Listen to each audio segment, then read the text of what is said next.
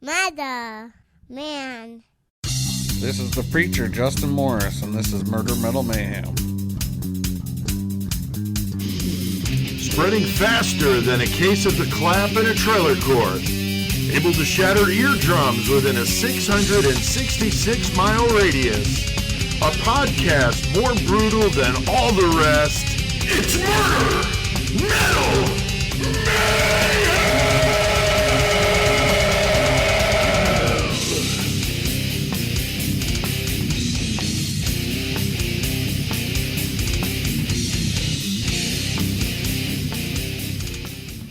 What the fuck is going on, Chris? What's up, Pete? What's happening, Cashman? How's it going tonight, brothers? What up, y'all? Fuck yeah, it's Tuesday. We know what that means. Doing that Tuesday thing and loving it because that means we're doing the fucking podcast. Yeah. And we got a good one tonight. And we got our boy here from That's from right. down the road. Yes, That's sir. right, Justin Justin What's Morris. up, Justin? How How's you it doing, going, brother? guys? Fuck I'm ready yeah, for man. tonight. Hell Yeah, dude. doing some Talk hypocrite shit. preacher shit's going to be fun tonight. That's my wheelhouse. It is fucked. I'm gonna say I was gonna do an alternate. Justin did our intro for this episode, as you heard. Right. I was gonna do an alternate, and I'm gonna do it right now, live for y'all, improv. Nice. So if I was gonna do the intro, I would have did it like this. Hello, this is Anthony Hopkins, a.k.a. Hannibal, and you're listening to Murder... What? This isn't about me. Fuck this. Fucking Americans. Yeah, so that would have been mine. Fuck, dude. That would have been good. That's awesome. That would have been good. But I've done the clergy gone wrong thing in Yeah. my stories. I love poking fun. That's So this awesome. should be great. And good to have Joey and Justin here, of course. CK will be on in a bit. Last week we did a good one on the Moores murderers, man. Ian Brady and his psycho fucking girlfriend, Mira Hindley, Chris. She was some let's kill mean some bitch. kids, man. Dude, That they was were awful. both fucking assholes. Like, the Yeah. fact that she was, like, kind of brainwashed, I feel like, but still. Yeah, she definitely didn't help matters. Justin, what did you think? She was a pretty sadistic bitch, I think. Yeah, I think they were both a little nutty. Yeah. A little bit, yeah. Definitely a good episode. Yeah, and Joey, I mean, going back to the '60s in England, you don't see that kind of thing, so it really freaks some people out. Yeah, for sure. And I think that's why, maybe, although not as known case like here in the U.S. maybe and with time passing, but in the U.K. those Yeah. names are very well known. Oh, yeah. Super well known. Oh yeah. And then CK did his piece on Faith No More, which Fuck was yeah. great. Awesome. We had a Faith No lot More of is the really shit, good yeah. positive reactions to that. That was really cool. And I actually listened to some Faith No More. I checked out that Angel Dust Hell CD. yeah. That's pretty fucking good. Yeah. man. No, it's badass. So yeah. it's definitely opened my eyes a bit to a band I might not have listened to. So that's awesome. CK had to drop out early with those fucking storms. As a matter of fact, up until today, he's been without internet. He just got it back today, a little shaky. We're hoping that we'll be able to talk to him on Messenger, and if not, we'll troll him directly on his cell phone using Gmail, but it's only been tested, not used in an episode. So see what happens. it's a little shaky over there with what's going on. Gmail's with like G Money. But that's right. But at least CK and his wife are safe. They're Oh, yeah. they're safe. They're yeah, good, they've had so, power. yeah. They've been fine like that. But yeah, just no internet sucks when you're homebound like CK. So Danbury, Connecticut got hit pretty hard. And so a lot of people are without stuff. So, hats off. We got a lot of listeners over there in Danbury. They're the number 2 or 3, depending on what moment you look at it, most listened to city that checks us out. So Fucking nice. if So you're without internet and safe, stuff, Danbury, be Connecticut, safe and hope you guys are okay. But we've had over 1,000 listens to that episode so far, episode 107. So the first 24 hours, it actually almost broke the record with 702. Gary Plauché episode had 709 just a few weeks ago. So in the first Because he 24 deserves it. hours. Yeah, he does. So that's really cool to see people checking it out. So thank you very much. Tonight, Chris, another one you suggested, dude, and Joey too. Actually, from Joey to Chris, to me, kind of passed around. That smooth-talking Southern preacher. Mr. Anthony Hopkins. Right. And as Cashman firmly stated, Yeah, because not... when you first said Anthony Hopkins, I'm like, dude, what's wrong with Anthony Hopkins? Yeah, wait. Like, he's a you know fucking Hannibal awesome Lecter actor. wasn't a real character, Yeah, right? right? That's just a character he plays. Right, no, this this guy is a did different Anthony Hopkins. Yeah, he didn't eat nobody, but damn, he did some bad. He bad did, shit. man. He did. Raping his teenage stepdaughters and killing their mom before putting her on ice in the basement for And it's brutal. a few years, man. Like jumping on her to get her in there. God damn, dude. Fucking sick, man. Off the floor while I was listening. I know. It's fucking brutal, man. So he is one just crazy motherfucker, and it's going to be a good one tonight. It's gonna be pretty fucked. CK ready to tear it up tonight. He's going to be doing his feature on the metal band Helstar, which is going to be awesome. Very good old school metal band. I got to see him in Joliet a few years ago when I did a show with some guys I used to play with in Connecticut, and Helstar was the headliner, and they were fantastic. Fucking A. Really, really good band live. I don't know that I've honestly ever heard him before, unless I Cashman listened played to him and I it didn't. when I was checking out the stuff for tonight, and they had a cool video I watched for the song that I used. So he's going to be calling in, and again, hoping that everything works out okay with CK tonight. Still a little shaky over there in Danbury. We got a killer cage match, though, to get to tonight. Chris, we got some people to thank. Yeah, we would like to thank Corey Bettis, Amanda Knight, and Geezer Toms. Thanks for those numbers, and thanks for listening. Yeah. Fuck yeah, dude, appreciate it. Yeah, Fuck those yeah. random numbers generate Gonna the be a good names. matchup, though, dude. Got a good one tonight, Yeah. Joey. Couple of familiar faces. Who's Yeah, going man. up?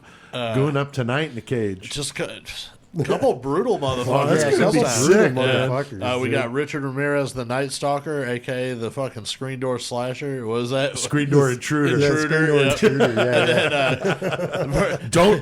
Please don't fuck up the screen Yeah, door intruder. Come on, man. Come on, Night Stalker, yeah, whatever. He's a screen door intruder. And then you have the Kansas City Butcher, Robert Burdella. Oh, damn. Ugh, man. Sick fuck. He's Yeah. coming up in And the list. The Yeah. weapons are fucking insane, dude. The weapons are insane. So they're You going to gotta be wait for fighting with those. two objects, and that'll be in the Mayhem segment, and a good variable, variable too, yeah. to just Very, throw very in good. there.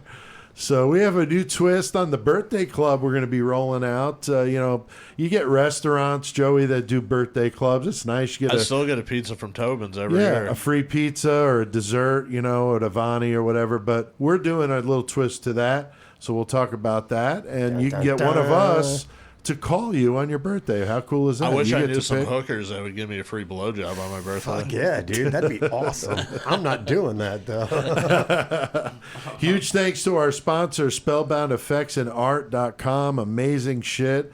Tony Campagna with that Ed Gein inspired stuff. Just killer. Dun, dun. He's got a new face mask he's doing now. It's fucking sick, dude. Wait, like Yeah, like a mask, like a COVID mask. Yes. Go to his website and look. Oh, Yeah. I haven't been on there. in Yeah, a they're minute, silicone so and they're just like this stuff, but it's in a face mask and it's got the little the vents on the side. Yeah, it's fucking sick. dude. Hopefully it's got teeth like the Could, lamp does. could you Dude, the lamp imagine? is insane Could with you those teeth. imagine that though? Going in somewhere and I'm telling you to take it off, and you're like, "It's a fucking It's a mask, mask, bro." It's a silicone mask. It's better than the Right. cloth stuff." I can breathe even less now. Yeah, it'd be hot as a motherfucker. Dude, Fuck, it's so fucking hot, bro. would be. But I'd still wear But it. how cool would that yeah. look if you're gushing yeah. sweat with that on your head? Hell yeah. It'd dude. make it look even worse. So go to check out spellboundeffectsandart.com. Such a good website. Tony's a great dude. Huge thanks to everybody out there listening. We do appreciate it. Thanks to everybody out there that's doing it. Now, and if getting their all of murder you that on. are listening could Yeah. turn your little brother or sister onto it, Or your grandmother, anyone, and Whatever. then they could share it with somebody next else, door neighbor. and that's how Sure. it goes. Exactly. Boom. So spread it. Thanks to everybody, though. We keep seeing the numbers roll in. This week we're at about 3,500 listens total, yeah. which is great. About 1,000 to the new episode. So another 2,500 spread out with the others. So that seems to be the trend. But we've been fluctuating from about 3,500 or so up to 7,000, I think was our most. So My next you know, all over average the goal, place. I would like to be averaged at 10,000. Well, 400 and 2,000. There you go. 4,200. 4,200. All right. Well, that'd be awesome. That's the next goal. Of course, I want to get bigger than that. But. I'll have some updates later on some of my writing I've been working on. I'm going to be rolling out Creation of Chaos Volume 3. It's going to be sick as hell, and I'll give you guys an update on that as we get closer. But we got a lot of stuff on our plate tonight. Got a psychotic preacher who likes yeah, we raping do. children and murdering his fucking wife. So Yes. So let me murder thy wife and keep thy children. Horror of the puppet, look us in the eye, until another night, a rapist wit, you'll never quit, tell me how to buy my way to the sky, sex, sin, stubborn, sex, sin, stubborn. fucking A, man. That brings you back to the day, bro. It does, dude. I mean, wow. Like, that brings you back. 1999, Low 12, God damn. Sex and Sermon off our first album, Flesh of the Week. And yeah, hearing that song, and I've been listening to a little Low 12, I got to admit lately, the last one we did, 6, is just such a shame. I mentioned it last week that we got done so quickly after that came out only a couple months before. But good days. Good memories, and horns high to all my brothers from Low 12 and all the fans that keep wanting to hear it, and it's just really cool. So it was a fitting song because the song is about Literally about what we're hypocrite about preachers to talk about. and Fuck preachers that do fucking gnarly shit, and this guy is definitely up there in that category. And of course, we got Justin Morris still here with us. How's it going, buddy? Good, hanging in there. All right, Fucking very A, man. good. You got Fucking A. Joey with you over Yes, there sir. to keep you company, and you got the Chris Benoit action figure and the Cthulhu and any of the other toys you want to jack around with here. You got, of course, the amazing stuff from Tony Campagna, Spike, and I seen Chris giving Spike a wet willy earlier. was he? Yeah. And then I looked at it afterwards. It was bloody. Yeah, I'm sure. Bloody with a little earwax mixed in. Right. It's bloody, buddy. But tonight, Anthony Hopkins, not the actor, but the preacher, the fire and brimstone evangelist preacher in Alabama. Pentecostals are weird. Dude. He definitely was weird. The fire and brimstone shit. He married Arletha when he was in the military in Georgia. She was divorced with 2 girls, hoping to find a God-fearing man to live the rest of her life with. In 2008, the Mobile, Alabama police made a gruesome discovery and would find a missing person in the freezer of a home of a well-known preacher. It definitely blows some minds. Turned the parishioners of Anthony Hopkins on their fucking ears. Oh, yeah. And it got way deeper than that. It did. It It got did. Now, way Joey, more you were fucked the up. first person to bring this up to Chris. How did you come across this guy? Was it just one of those by chance on YouTube? Yeah, it was type- kind of by chance. But what's funny is you would think that the name Anthony Hopkins would probably have been the first thing because, accidentally pulling it up or whatever. But the whole reason that I found this case was because of the story of the body in the freezer.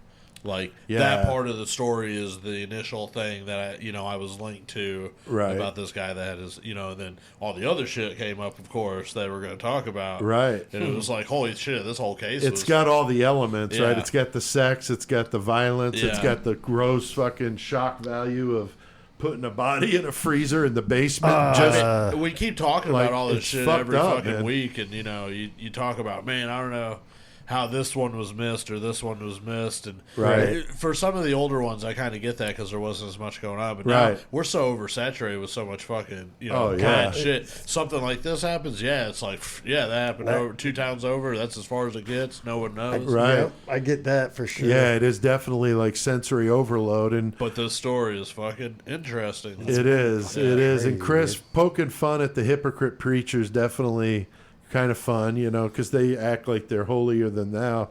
And a lot of them are good people. I'm not saying they all are bad, just like we've talked about before with Yeah. cops. But there are some bad there apples, are and these definitely bad. preachers I that mean- abuse it, when they use that power they have over their parishioners to abuse it, like this fucking piece of shit. That wasn't, dude.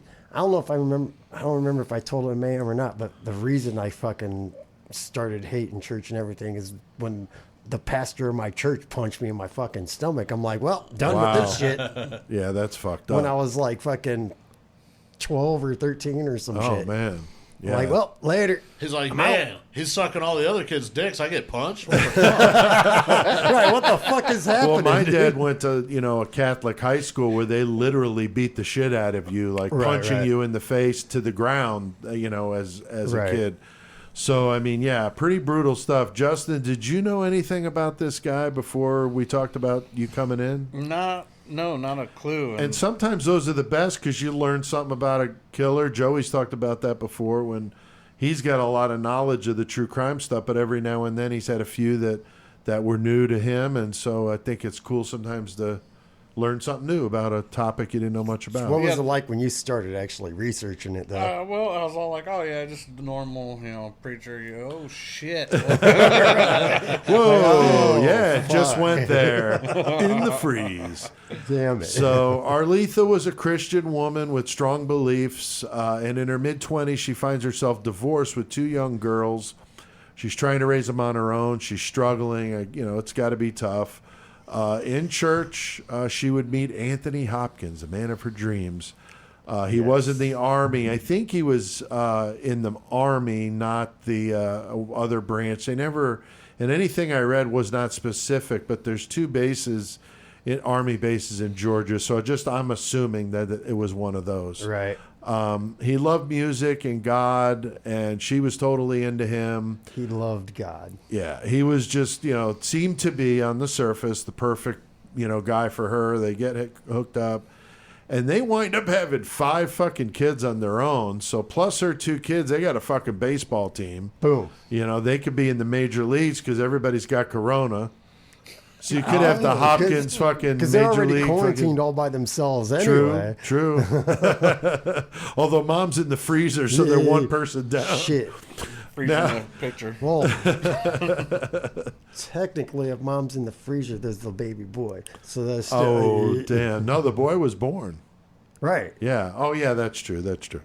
Now, soon after they're married, Anthony gets out of the Army, probably not a good idea, and decides he wants to follow his calling to become a preacher. But instead of going to seminary school, he decides to hit the streets to become what they call an itinerant preacher, which I looked that up. And it's just a person who's not part of a church, but just out there on their own, preaching on the street. You see that sometimes at concerts. I think I saw him We get a downtown guy across Bloomington, the street. That's what makes me think of it, Yeah. Justin, is across the street from the Coliseum. I went and seen like Judas Priest or something. There's some fucking idiot on the corner preaching how we're all going to burn in hell. And then one time I went up to see King Diamond up in Chicago, and there was a dude dressed up like Jesus, like in the full outfit with a cross, all bloody looking, walking just around the building, and everybody's fucking with him. And I'm just like, I just couldn't. Like, it was just like, I felt bad for the dude. I'm like, dude, why don't you just get in your car and leave? Because this is embarrassing. But he just, fuck you, hey, Jesus, come over here. You want to smoke a joint, and fucking with this dude, But those itinerant preachers, that's kind of their bring it thing, on is the themselves, shock. yeah. And they egg you on and try to engage the public. And then when Manson played at the Redbird here in town, they had like Christian music playing over the PA the whole time before. There was people outside with flyers the whole time. I'm sure. Yeah, I know. I wasn't living here at the time, but I know at one time Ozzy tried to play there and they wouldn't let him. There was some sort of about that. drama with that. So anyway, he's not helping the family out by doing this. I mean, he's not getting but pennies probably out there on the street. Arletha's supportive, though. She encourages him. Wants him to stay with it. And he eventually catches the eye of a pastor who wanted to take him under his wing and have him preach in his evangelical church in Jackson, Alabama. The job would also give him a place to live, so him and the family would have a fucking place to call home. Now, Chris, you've probably done your share of itinerant sidewalk preaching, probably. I mean, hell yeah, hell Satan, dude. I look at everybody like, what you're doing, stupid, dude. And I then could I'm see like, him at like a Christian concert across the street talking about the devil. And, Here's a come Bud over Ice here, for you." motherfucker. Right, here's a beer. Come talk to me about this. Do you remember whenever we went to Milwaukee? And there's a guy that's up there in Milwaukee, like everybody from Milwaukee. Oh, dude, the car? The Holy car. fuck, There's bro. a dude who drives around this car, and it's fucking papered with fucking religious flyers and Oh, pamphlets wow. and Bible pages.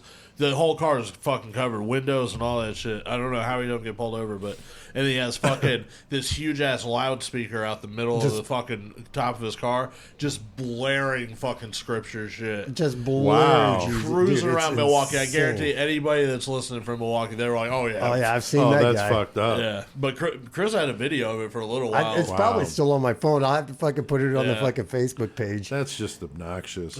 I mean, if you believe in that, that's fine. But to be pushing it on people Like like that? that's Oh, my fucking goodness. obnoxious.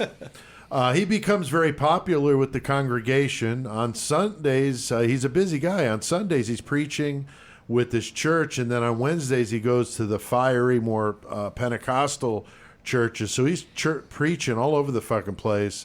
Speaking in tongues and shit. Yeah, all that fucking shit. Snake handling. His family begins to sing at the church as a group known as the Hopkins Ensemble. So they could play instruments, they could sing, pretty Yeah. And talented. they were actually pretty all the amazing. kids were actually super fucking Yeah, I tall. mean that's what makes this story so fucking awful. 10 years into the marriage, Arletha is pregnant with their 8th child, a son. And I'm thinking, wrap that shit up, son. I mean, god damn, that's fucking I too feel many like kids. that's what he was waiting for was that son. Maybe. Because they're all the other kids They're were girls, yeah. That's what he was waiting for. You're probably right, dude. Now, Joey, the good preacher, makes a sad announcement in church, though. What he tells his congregation some bad news during the childbirth there. Well, he tells them, you know, Arletha was, I can't remember where they said they went to, Texas or Louisiana, somewhere else. Back to Georgia. Back to Georgia, Okay. where her family was. Right, yeah. right. And then she passed away giving birth to their baby boy. Right. And, you know, the congregation, they're believing it, like, you know, being strong with him through all that. What's fucked up is the kids weren't told that. No, though. that's what They I were was told gonna that. say. So they're Right. sitting there in church hearing this, and they're like, Telling a different. yeah, they're like, that's not what we heard, though. Right. Right. So, What the fucking It kid, got jacked up. what he told the kids was that their mom just abandoned Right. them. And wanted Right. to be a seamstress. for Yeah, some- when And to then be a the other seamstress story or was a she star moved to and shit. L.A. Yeah. to be a seamstress or for some some. celebrity. Yeah, that's what he shit. told but the on kids. the yeah. surface, as far as the congregation and everybody else from the town, yeah, She was he dead. Made, yeah. Yep. Took her back to Georgia. She died. The baby And was that was born. it. Sorry. Wouldn't you think somebody would be like, where's she buried at in Georgia? Well, yeah. I can't believe nobody was looking for her. Yeah. like, I why mean, wouldn't But somebody they're probably be all like, looking at him as such a godly Right. They just person. didn't doubt it. That you wouldn't know? be something that would happen. And he's telling you And something. You you're wouldn't like, even question Yeah, it. you just breaking heart. And with the it. kids are talking the same way. They're just like, yeah, that's it. Mom's I can't gone. argue with Yeah. Yeah, dad. I mean, Chris, Shit. that's just devious to fucking be like that. I mean, that's super fucked up, man. fucked up, Especially man. with kids involved. Now, Arletha was loved by the congregation. Of course, they're mourning. He tells them that he took her back to Georgia, as we said, and that event seemed to start a bunch of bad shit going on here. Yeah. The kids continued to perform at the churches. Now the stepdaughters are getting older and would start helping with the younger kids. So the oldest especially was helping feed and She clothe was the kids. 16, and she basically Yeah. took on care of She was every the mom motherly role. duty. Yeah, that I was mean it. that's a hell of a fucking handful with a newborn up to 13 or 14. 14. Yeah. Whoever the second oldest was. Now, on the surface, Anthony appears to just be a fucking rock here. He's the shit. Like His the wife best- is gone. best Poor parent bastard. ever. He's Yeah, taking single care of all dad. these kids by himself. Meanwhile, he's not doing shit. The fucking kids are taking care of themselves, Or they're basically. being punished. Like, do you see the way he was punishing Making these them kids? hold their hands out. For Yeah, hold hours their at a hands Yeah. out, like in like the push-up position or planking and shit, just like for hours. Dude. Yeah, see, that would be like Army basic training type shit with the holding Right. your arms But out. we're talking about a That's freaking kids. Which- seven. Yeah. That shit was definitely implanted in him because how meticulous his 'Cause he house was- was whenever they searched it. Right. He Right. was so clean, and then From the like, military, Yeah, yeah. when his kids were in church, they lined up tallest to shortest, Right. and that's Like how in they formation. sat. And they sat in very fucking quiet, very erect posture. Right. He said erect. So yeah, I mean, so 3 years goes by. On the surface, everything's all hunky dory with these guys. Now it's 2008, and shit would hit the fucking fan when a neighbor finds the oldest daughter, who was 19 at the time, Chantel. She's the one that was taking care of the kids mostly. She's found outside with running around with no shoes on, acting like she's all out of it. The neighbor takes her into the home, and the girl tells her she was in a fight with her dad over a boy that had been calling the house. Right. And then as the neighbor starts prodding or more info, Like, Chris. what the fuck is really happening? Yeah, I She's mean, the like- neighbor knows there's more to the story, the way she's Yeah, acting. she pretty much is like, I'm pregnant. Yeah, she tells him that she's been having, been raped by her stepfather, and that she's pregnant. And of course this woman's freaking the fuck out. I mean, who wouldn't be when your neighbor comes over and tells you some shit like that, right? Especially when he's the fucking pastor of this church, a prominent pastor. yeah, very well liked and known, and Man, that's just fucked. I'm man. just glad it wasn't me, because I'd probably just slowly close the door in her face That's and be what I was like, just all gonna right, say. I'm out. So yeah, But so it's fucked pretty up that, fucked up. the neighbor was like, you either need to go to the police or to my pastor. Yeah. Yeah. And she's like, well, let's go to the pastor. And the pastor's like, I'll believe that shit. Yeah, the pastor's like, fuck you, you know. And I Justin, I mean, this is just some crazy shit. I mean, as you start to go into this story, it's just like, it's very salacious with the pregnant girl, teenage daughter, and the story just keeps getting more fucked up as we go here, because we're just starting to We're digging just into this going. one. The neighbor, though, like you said, Chris, says, let's go to the pastor or the police. She decides to go to the pastor. The pastor says there's a demon working in her, doesn't believe her That's at all. fucking so fucked up. So she also tells him, that she believes that he's molesting the next daughter, because of the way they were acting around each other. They had But he that doesn't fucking believe it at all. Because he had that certain look in that eye, is what she said. Like, Yeah, I know like he that did look with me. from when he, exactly. Yeah. Like, Yeah, I that's know fucked that up. look. That's Yeah. fucking stupid. I don't like it. Yeah, that's fucked Chris up. gives me that look when he drinks too much whiskey. And Is I, that I what it leave. is? I'm gone. It's true. It's the McCormick's, man. You should go talk So- to your pastor. Yeah. you should be. What the fuck with this shit? I mean, the pastor doesn't believe her, Chris, but he did know Anthony for 15 years, so I mean, there's that. Yeah, but that's... You'd be finding it hard to believe that this guy that you know that well would do something like this. I think that's got to factor into this whole thing. You know what I mean? Yeah, I think that's believe why it. it got so drawn out. That's a long time Yeah. to know a guy and be like, what? Like, there's no fucking way, It was this guy, but it's I crazy. still feel like I would be like look into it a little bit. Yeah, Like, I know. What the hell happened? You'd hope that you would, you know what I mean? Be like, Especially are you as for this, real pregnant for one? Well, right. Because My, you've heard that before with women, is I think I'm pregnant, sometimes can be used as a weapon, Yeah. Oh, I've heard of that. Just to play devil's advocate and be the fucking dickhead in the bunch real quick. You're I never kind that. of believe in this story, and I mean, I could be dead wrong, but something tells me in this story that Chantel was actually jealous of the Of her- attention that he was giving to Oh. her younger sister. Oh, wow. Like, That's was- whenever yeah. she was fucking over it, because she's pregnant with her kid. And now he's going to He go had, for he my had younger spun all son. these fucking lies to her about why it was right for them to be doing what they were doing. Right, So he so- had her believing that shit. Exactly. She thought that they were in love. I believe that too. There is, dude, Yeah. that's very plausible. Right. I mean, it's definitely not the PC thing to say in this Right, situation, right. But it's very, I could very true. It's very possible. Yeah, it was a fucked like up a As situation. twisted as it is, Yeah. Like it's a very Stockholm possible. syndrome kind of Similar. Now, I'm impressed that Chantel basically says, fuck you to the pastor, and she just goes to the cops. Yeah. She tells them the entire story, and it starts happening. She's telling them when she's 11 or 12, which is just fucked up. Right. And he would use the biblical story of Lot. And I'm not familiar with this, but how he used alcohol to have sex with his kids. I didn't have a chance to Google this, so I don't really know a fucking thing about the Bible. But if that's in there, what the fuck are we reading this shit for? Hey, man. Y'all need I've never been to that sermon. Yeah, I'm like, that's a new one on me.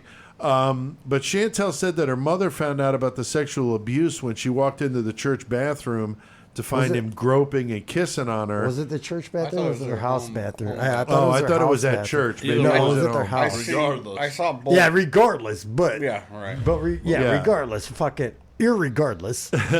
And she flips out, obviously, and tells him to get the fuck to some therapy. I can't believe, she didn't throw his ass out, but he begs her to not so fucked kick up that him it had out. been going on for that long. I that know, and to just took be that like, oh, long just to go to realize it's therapy. so I don't crazy. fucking think Well, so. then you get that fucking evidence in your face. You catch him red-handed. Yeah, you that can't should be deny it. Like, what you're You saying can't should deny fuck it. you enough to be like, this is over. Yeah, I can't do this. I fuck might need outta to get here. my kids away. Yeah, that would be number one is Yeah. get the I fucking don't kids even away have from kids, this and dude. that's where my thought process is. Right. Like, Number Right. one is Like- get the kids away from him, My or thing him is- away from the kids. Is if he went to therapy for it at 11 or 12 years old, then when they go back to it, they still don't Yeah, put two and two together. Like, you would Right. think everybody would know. Right. If a preacher's going to yeah. therapy for Well, sure, It's that's true fucking too. molestation. It does cool down for a while, but it starts back up again. He gets busted again, and she's had enough. And this is when they get into a major fight. Now, Chantel says she was within earshot of this fight, and she tells a story about hearing the struggling and the arguing. That's because she let him in through her bedroom window. Right. Yeah. Well, no, that's what they struggle and fight, and then he gets kicked out, Right. and then he sneaks in through her bedroom window, and then that's that's when when it shit really goes down. Yeah, that's when when he's shit on goes top fucking of her, crazy, and it looks like he chokes her out. I mean, that's another part of that puzzle why I thought Chantel was a little bit like Yeah, more she let- with him because she let him in that house. Like, Right. she didn't know that was going to happen, probably, but Right. But at she the same wanted time- him there with her. Yeah. It makes you think that because Yeah. why the fuck would you let him in? Yeah. Unless he opened the window without her letting him in. I don't know. Right. I don't remember that detail. So it's fucked up. Gets back in after he gets thrown out. And then all of a sudden Chantel sees him, kneeling down on top of her mother. She's struggling, feet kicking, and then finally stops. So she knew that her mother was dead, which, Joey, I mean, that's just fucked. Go ahead, Catherine. Yeah. No, I mean, that is fucked. What we're going to talk about next, coming up, Right. is what he did This is what after gets- he killed Oh her. my God. Because Yeah. he kills the mother He kills the basically mother. in What- front of with the the- family. Yeah, basically. But in not front of really. her. Only Chantel And the could be newborn like- baby, because remember Chantel fucking took the baby Right. out of the room. The other ones as probably, he's- even if they knew what was going on. Well, there They was didn't- one, the oldest kid of theirs together. Right. She was like, I don't know how old she was, but she testified. Yeah, It was I one saw of some of their the kids, testify. and Yeah. then That's right. Chantel were the two that testified. And so the other kid heard all this shit too. So there's more than one of them that heard. And as a matter of fact, now that you said that, I think I recall, yeah, those two kids, and the youngest, the baby, was actually being cared for by the other kids in the other room. Oh, okay. During this. Oh my god. Right. Yeah, that's which fucking is fucking harsh. crazy as shit. Yeah, I mean that's just fucking awful to imagine going through something like that. Now she tells her, that the cops that the mother's been killed and that she helped him, and we're gonna go into what the fuck he tells. She tells him that the mother is being stored in a fucking freezer in the basement, which is just fucked. Currently at the house In a with fucking them deep freezer for years. Yeah, right. Three fucking After years. they So- buried her twice. Yeah, Right. So the cops Yeah, are fucking blown away. They're doubting this story as it gets more crazy, especially with the body being held at the house in the freezer. And so the cops start looking further and contact some area preachers, and they're backing up the story about Arletha dying during childbirth. And, people that are very devout put a lot of stock in what these people tell them. Yeah. That's part of the thing, right? I mean, you get them to, take it hook, line, and sinker. And I'm not saying it's a bad thing if that's what you like to do, but I mean, these people are very influential. Right. And so they put a lot of weight into what they say, and they're all backing up the story. The cops begin to suspect that maybe the girl was telling them the truth, but they don't know because then they're hearing the story about her moving to L.A. with and leaving the kids, For being which seen- doesn't yeah, jive with no, everything not at they all, knew dude. about Arletha. She loved the kids, would never just up and leave, especially to move to L.A. to be a seamstress. Seemed kind of bizarre. So they're starting to think maybe something's up here. And it's interesting, Joey, with what wrinkle you threw into this about the potential issues that Chantel might have had with the father and the other daughter or the sister is a very interesting angle to this I hadn't really explored, but I could see that really convolutes all this stuff because you don't know if what she's telling them is actually what happened or her version of what happened. Because she wants it to go a certain way. It is fucking crazy you talk about this, and we've talked about it in other cases too, but like where somebody fucking finally gets out, goes to an authoritative figure with a story, but the story is so far out. Right. These people just don't believe them at first. It's like an old girl that got caught or that got away from fucking Toy Box. Like, people are like, I don't believe that shit. Story, it's too crazy. Teresa Nora out in California, when her daughter Terry finally got away, right, and told them all the crazy shit, they were like, that didn't really happen. And then she's like, oh, but did you find these 2 fucking bodies that you have John Doe's on? And then they're like, oh, now we believe you. You know? But no, it's like this. It's like, man, we're not really believing you. But then, okay, now things don't add up. It's like they never added up. Did the detective reach out to her parents and they said they hadn't heard from her in 4 years? Something like that, triggered, like, we better go at least check this out. Right. So it's definitely getting interesting. Now, the Mobile, Alabama police show up to the house to investigate. Anthony's not home, which was a good thing. Right. He's out preaching somewhere. So Chantel, all the other with the kids, he's got them safe. That's true. Chantel's the only one there. I think they're up by like Atlanta or something. Yeah, some shit. Like that. That was all a good thing that the kids weren't there. She shows him where the freezer is. He's got duct tape around the seal, and the stench from outside. Now here's the my freezer is fucking nasty. Here's my thing. What's that?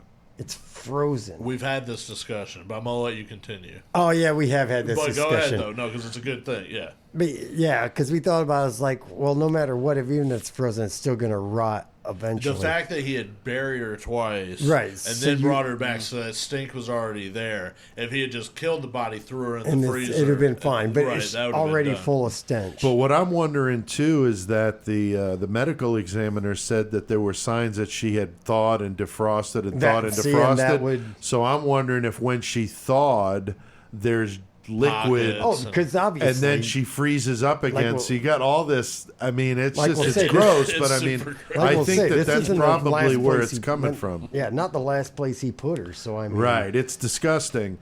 So once the police open up the freezer, they see Arletha's hand sticking up. I just can't imagine that. Dude. They take a freezer to the lab, defrost the body to see what's that's been inside there for 3 fucking years. So crazy. Now, Chris, I had to Google how long it takes a body. I don't remember the times in a deep freezer. Do you want to take a guess at how long it is? In the deep freeze, then they say like 48 hours? No. I was surprised what I saw. Justin, do you have you ever frozen a human body in a deep freezer? I can't talk about that right now. It takes approximately 82 hours and 36 minutes. I was surprised. 2 different places take 12 hours. Wow. Oh, wow. I'm finding it, I think it would take more like a couple of days at least, but that's what I saw in multiple places. Maybe because the body is so much water. That's what a lot of it. Yeah, you're 90% or whatever that water. Does kind of make sense that it would freeze that, and people get. That's why they get hypothermia fast. But it's got to be a deep freeze, not like a refrigerator freezer, But I'm just wondering too, Chris, if maybe I was he just didn't. saying I used to put my daughter in the freezer. Fuck. Maybe he didn't have it set right, or I mean, right. But still. It took the feds 3 days to thaw out Carbone before they could do an autopsy. Right, That's right. Exactly. So now the cops are definitely looking for Anthony Hopkins. He's supposed to be preaching somewhere. Chantel tells the police he was driving in a vehicle that was purchased from a car dealer that put the GPS tracking on it. So if you don't pay, they can come get the car. Now they have them where they don't even start. But I don't know if they had that technology then. Maybe not, yeah. Nonetheless, the police go to the car dealer to get assistance to help find Hopkins. And Joey, this would not have been as common in 2008, especially in Mobile, Alabama. I was pretty impressed, that they had the GPS ability. What, just because it's Alabama? They can't No, have I'm just saying. It's not like New York or L.A. or Chicago. It's fucking Alabama, Dude, you ever been to Mobile? It's pretty big. I know. You No, said I I'm lived not there. saying it's not. I remember you lived They're there. technically. I was going to applying in actually Mobile, ask you about Alabama. that. Mobile. So they have the police now have Chantel do a pregnancy test, and then they do the paternity test, which does confirm that it is him as the father. Chantel tells the police she helped him bury the mother hours away at a church that he would sometimes preach at, which isn't a very smart idea. But then a week or two later, he changes his mind and he wants her to come help her dig him up Yeah, it's and because bring her homeboy home. came walking up while they were like either digging the hole. Yeah, or when they were fucking digging the or- hole, he walked up. Was like, "Hey, what's going on?" What you doing? He's here?" like, oh, I'm just looking for something. "Yeah." And they, Yeah, once he just- again, they believe him because he's a preacher. Right, yeah, Right. they believe Oh, him as a okay. preacher. Right, Oh, all right, yeah. all right. And Sorry. he just fucking kicks it for a couple days. He's like, no. See you in the morning. You need me to sharpen that shovel for you? See you on Sunday. Come on. yeah. You want help? No. No. I'll put a little extra in the offering plate because that shovel's a little rusty. Yeah. Now, Justin, I mean, what the fuck with this guy? I mean, to go back and dig her up again, I mean, having the stepdaughter help, not very smart No, of not- anything he's done here at all. Not very clever. He's pretty dumb when it comes to, like, murdering 101. He's Yeah. done everything wrong. Yeah, and with this behind the one. church is the second time that she's been buried, right? And then she gets bloated and the ground comes Yeah. out. Right, because Yeah. the first time they just took her out in the woods. Well, the first time was over by the fucking Like an hour away. in the barn thing. That's where Okay, the that guy was the saw first him. one. So they took her because And he then was they- like, "Fuck that!" He got too paranoid. Then they took her to the church, Okay. Okay. buried her out there, but her Then- body started to bloat and then- fucking come up. All right, okay. I Yeah, knew I that had she them got mixed up, buried too. twice. I had But you know, Yeah, I yeah, knew she I got forgot buried about the twice. first Yeah, one. and they That's said the fucked up. whole fucking thing was with him, with his, how he wanted to be in control of everything. That was his thing. It was he couldn't handle that body being out there and him not knowing if somebody found it. And that's why he took so her in he the- wanted it in the fucking house, He so had he control knew right where it was. every- Yeah, Yeah. that's Ain't a nobody good gonna point, find man. it unless they get through. Me Also, I personally. feel like it was like at first that's exactly why he did. I agree with that because he was like, I need to know where that body is, And then probably quickly right after that, he's like, oh fuck yeah, I've got this sitting right here where these kids know. Don't fuck around because Right. this is what's gonna happen. Yeah, Right. you want to be in the freezer with your fucking mom? Yeah. Yeah, that's fucked That's up true. because they all knew it was there. So when they get her back to the house, Anthony puts her in this freezer he bought. Now she's a He large specifically woman. bought for this. Yes. Yeah. Yeah, Yeah, and he she's a 100% big went and woman bought it and for doesn't this. totally fit, so he's got to jump up and down on the. Dude, and I I'm mean, sorry. that's just fucked up. I'm sorry. I mean, we're laughing, but that is No, just it some was- fucked I'm up laughing, shit. but watching the documentary, I know it's reenacted, but watching that one documentary and watching the dude just like, Yeah. I'm like, holy shit, guys. Right? That was the part where I was just like, what? That's Yeah, like like- watching the Albert Fish documentary that John Borowski did Yeah, that shows dude, like- the roast in the oven. Yeah.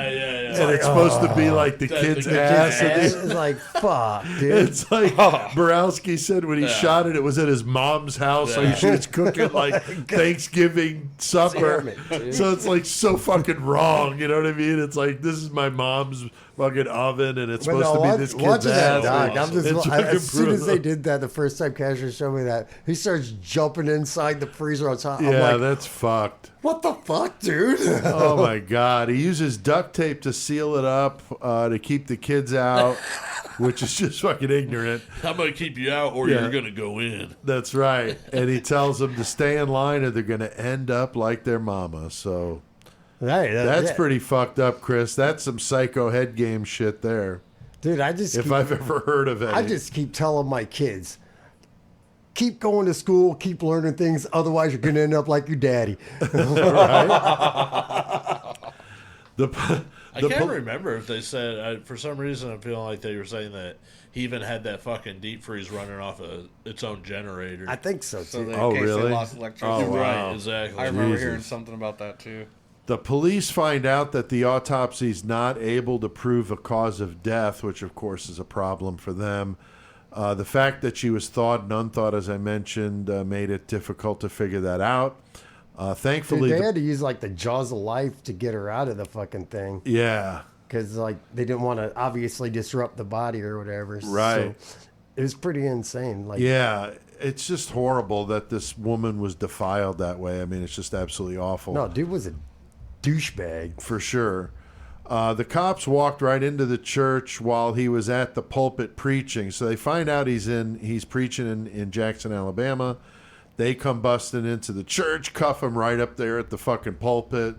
He's resisting and asking him what's going on. And one of the cops says, I guess it has something to do with that body in your freezer. So that would definitely be one hell of a sermon to be sitting in, Justin. I think they'd be pretty fucking shocked. Well, and then on one of the documentaries I saw, they all started clapping. Yeah, they all stood up and cheered. No, Wow, I didn't see that. Yeah, they were like, yeah, we knew the cops you that killed her. arrested him like fucking damn. clapping, like they're like, fuck get him going. Yeah. Oh, damn. I never did realize hear that. why they were clapping for sure. I'm not sure, assuming but it's because they thought that he had the whole killed his time. wife the whole time, and finally. Oh, wow. And how do you That's turn against the interesting. preacher? Yeah. But if you think about it, if all those people thought that, why wouldn't somebody just say, and you gotta remember, certain documentaries on this shit are written from even unintentionally biased view. right? Yeah. So that could have Yeah. been the story that was going around. They were like, yeah, when they got him, we're like, fuck, but maybe it didn't really. They happen could have like all, because the one I watched, they're like Yeah, shocked. right, Like, right. what the fuck is going on? Yeah, like, Maybe it was because it was about forgiveness, and they thought, "Man, this is the best way to end this sermon. Way to go!" Oh, shit. What an act. They thought it was all an act. Right.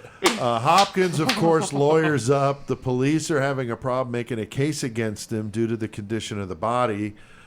In addition, the other stepdaughter, daughter Tasha, daughter denies that he had been sexually abusing her.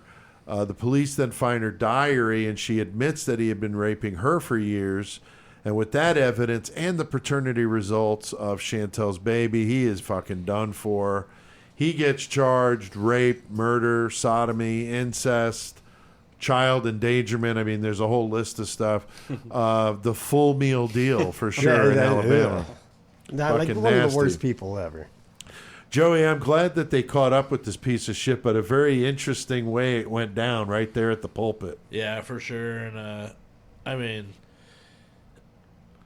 there's a lot of ifs or whats to this case, but he could have easily gotten away with this for the rest of his life. The murder of his wife, for sure, it was his own disgusting acts and his perversions that, got him caught up on that. Sure. He should definitely got caught up on everything, but the fact is if he would have fucking done that act, learned in his own mind to fucking, he can't fuck around no more and stayed away from any other kind of trouble, Right. he would have got away with that murder. Probably. Nothing in my I have mind no tells me- doubts about yeah. that. Probably. Yeah, if he had just stopped, Maybe like, even if he would have just wore a condom, he might have got Yeah, That might have been that's the fucked easy up, but that's fix here. true. The evangelical community in the area is shocked. In 2010 is when his trial starts. The prosecution explains the murder was the result of Arletha discovering he was raping Chantel. He couldn't let anybody know these details, so the medical examiner, they assume that he killed her, but they can't find any blunt force trauma. They can't find any cause. And that's where, in a court, you got to be able to prove it, and these lawyers are good at being able to, that whole reasonable doubt thing. Yeah, We they saw can that with find David it. Hendricks. We did our very first episode. right? Anthony Hopkins actually got on the stand, which is rare because usually you wind up getting yourself annihilated. He, of course, says that he loves Arletha. He told the court that her health had been very bad, and that was the reason that she died. And he said that no one would believe his story, so he put the body in the freezer, which I'm confused at that. I've heard other stories like that before. I can't think of one in particular offhand where they're like, "Oh, I just put." Dude, It's almost like this Gacy fucking new were- shit I just saw the other day. They found this fucking dude in this fucking U-Haul, like storage facility Yeah. with his 2 kids and his wife's dismembered body and shit. Oh, wow. Like some real Dexter shit. Like it's fucked Damn. up. Look that up. It's Okay. fucking crazy. Yeah, that sounds interesting. But I mean, that's the thing with this. It's so fucking unbelievable. Nobody would fucking believe it. And they have to be able to prove it in court. Chantel did a good job on the witness stand, but she was able to sway the jury to the prosecution once she told them that the raping had started when she was 11. Another sister, the one I mentioned earlier, 14-year-old, testified in court about hearing her mother crying and screaming for them to take her to the hospital. Both girls told the court how he manipulated them and the other kids and got him to agree on the story of the mother going to L.A. and all that. Right, childbirth. Yeah, and so basically to me it's similar to Gacy, where they caught him with the body in the house, just like Gacy, and he's like, I didn't kill him, but so what are you going to do? I'm running like Gacy said, I'm running a cemetery without a license. I mean, what the fuck? They died here. I'm taking care of the bodies. So, in my I mean, own way. that's kind of like what this is. I mean, he's certainly not going to be just walking away from this. But if they can't prove he killed her, then that's a whole different issue. But, Chris, I can't imagine being a juror to hear this kind of stuff. And, you know, especially with the children involved. And it's just fucking awful, man. I think the worst part of being a juror, even if you're the prosecuting attorney, you're going to hear all this shit. Like, hearing these kids say what happened to them is going to fuck your mind up. And that's what fucks me up about the lawyers and jury duty. I'm glad I don't have to do never had to do jury duty so far, but Yeah, you're going to be called next week. fuck off, dude. Shit. Yeah, so I mean, it's definitely fucked up. April 2010, he's found guilty on all counts. He gets sentenced to life in prison plus 50 years, which is good. I imagine, you know, the kids in the case, you know, just tough to go on with, you know, their mother's gone, the father's in fucking prison, knowing that happened, maybe in some cases being able to hear it.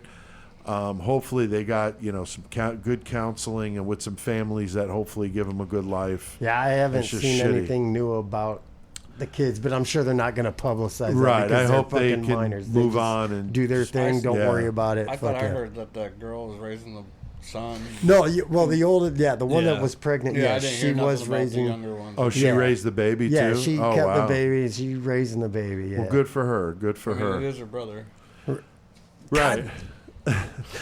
Motherfuck. Now, you guys have anything to add to this case that we haven't already talked about? Anything? I don't think I have anything. I think. No, me neither. I think Okay. you killed it. Fuck Fuck yeah, yeah. I think we're good. Well, my research for this one was done by watching the show Fatal Attraction, Season 2, Episode 9, Sins and Secrets. It had the most comprehensive details that I was able to find, but you guys had some things I didn't see, so we must have watched some different stuff, which is good. There were some articles I found, some YouTube videos of the trial and sentencing and stuff like that, Right. but not a lot. A little obscure, which I think is what makes these fun when we do one that probably nobody knows about, but a especially few. when their name's Anthony Hopkins, they're like, "What?" That's right. What? What did he do? So next week, though, Chris, doing that brutal rewind number 4. Fuck yeah, we are not doing a fresh. Well, it's a fresh bonus episode. Yeah, it's a bonus brutal rewind, which is just a 30-minute episode, but it's on the some updates on the strange case of Richard Crafts, the guy from Newtown, Connecticut, who murdered his wife and disposed of her frozen body in a wood chipper. We've talked about that one many times, so just kind of goofing around, but legit, there With are an some orange coat. updates. No, Yeah, that's with gonna his be fluorescent jacket. Oh, yeah. So 30 minutes, and it's brought to you exclusively by Shaker Cigar Bar in Milwaukee. We've already recorded it. Actually, the 666 Club members already got it sent I'm to going to them. listen So to it tomorrow. they can listen to it tomorrow or tonight or whenever. That's awesome. So, and Tuesday next week, we're going to actually be recording our special Jeffrey Dahmer episode for the 666 Club members. So that's going to be awesome.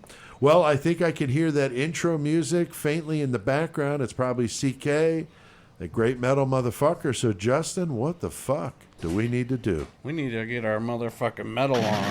Fucking A. Known the world over as the master of metal, the crusher of posers, and murder metal mayhem's knower of all things metal, hailing from Wildman Street in Danbury, Connecticut, standing at 6 feet of brutal punishing madness, weighing in at 220 pounds of poser pulverization, the one, the only, toughest bastard on the planet, Chris C.K. Kovacs!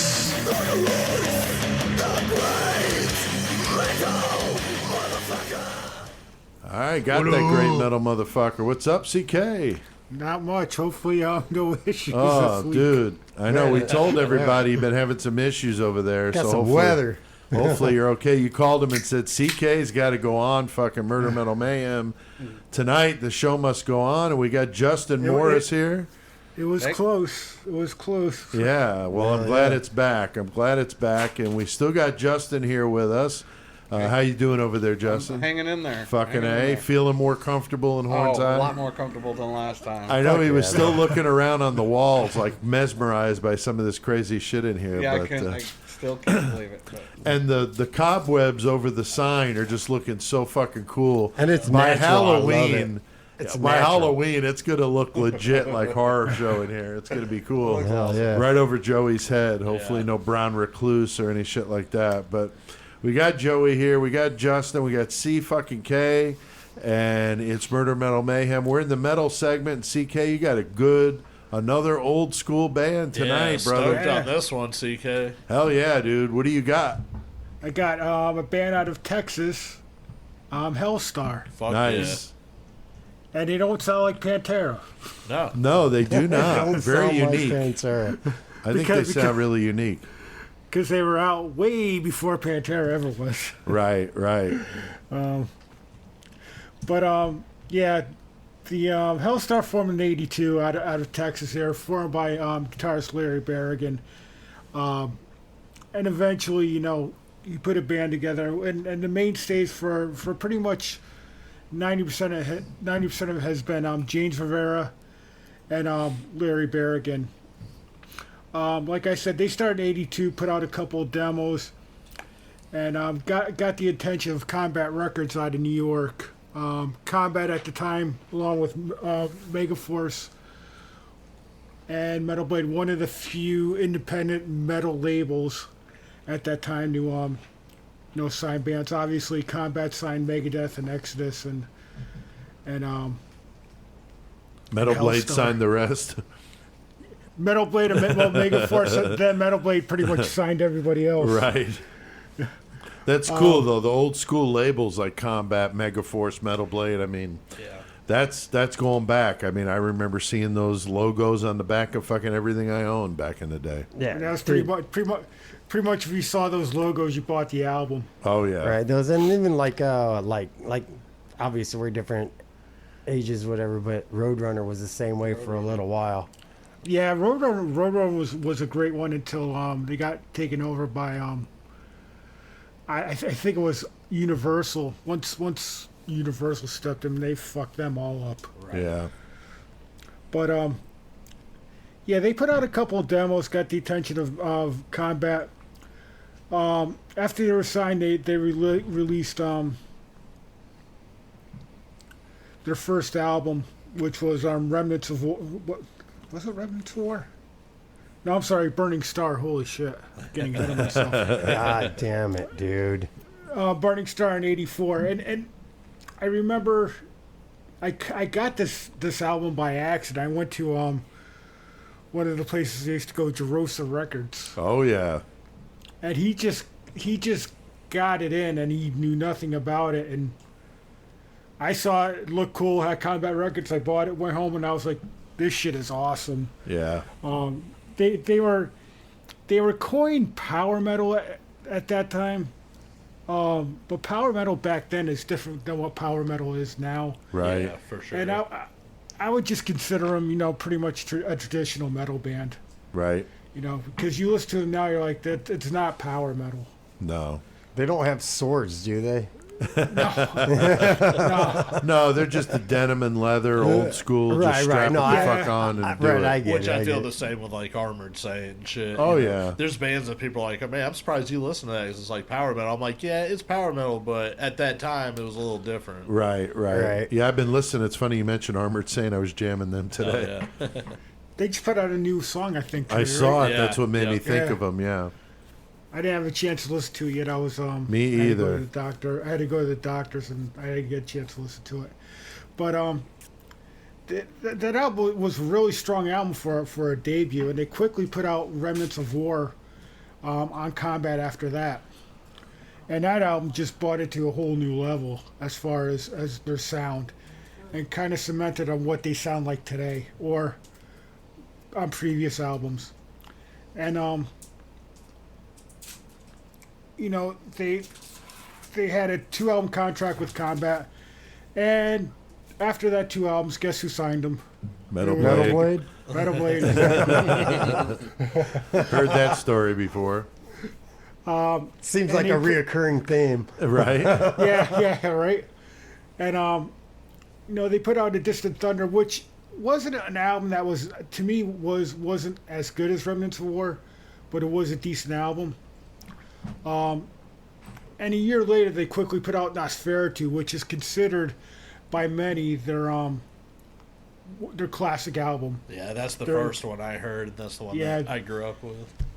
That's considered like their Master of Puppets, as far as Puppets is good, so that makes me Yeah. have hopes. And obviously it's based on on Dracula,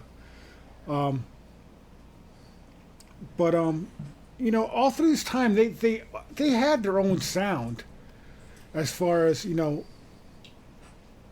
not too many bands to me sounded like them. I mean, James Rivera had a certain vocal style. He has a great voice. Still to this day has a great voice, but until they put out the album after that, which was, they took a hiatus in '89, and they didn't come back until '95 with what's considered the worst album, Multiples of Black. Yeah, I'll agree with that.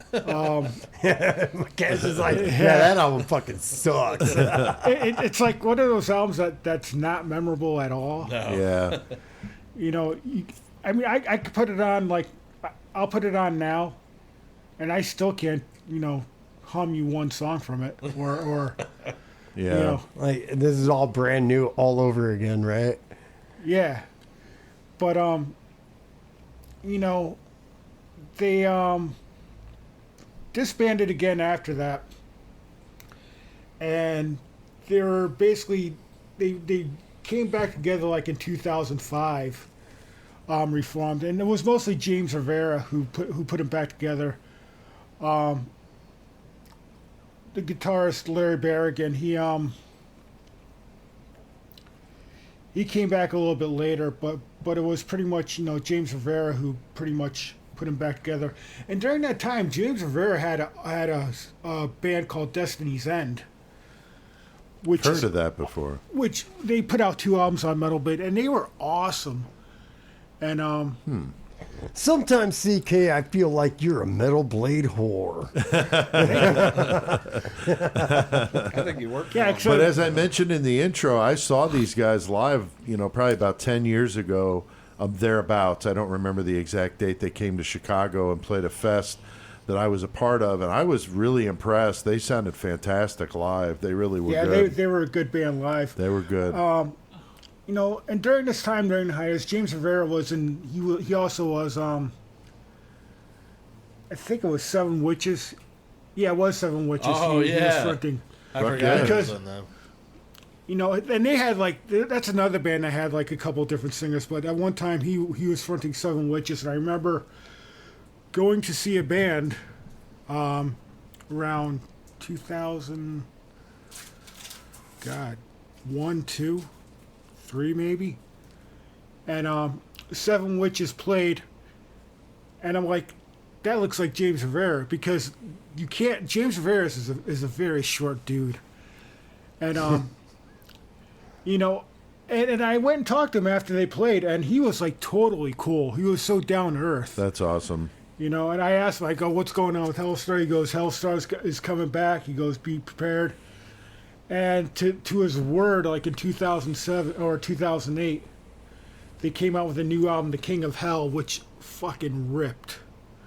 They signed with AFM Records out of Germany, and I think they were pretty much on them until the last album, and they released The King of Hell, Rise from the Grave, which is like a box set type thing. Okay.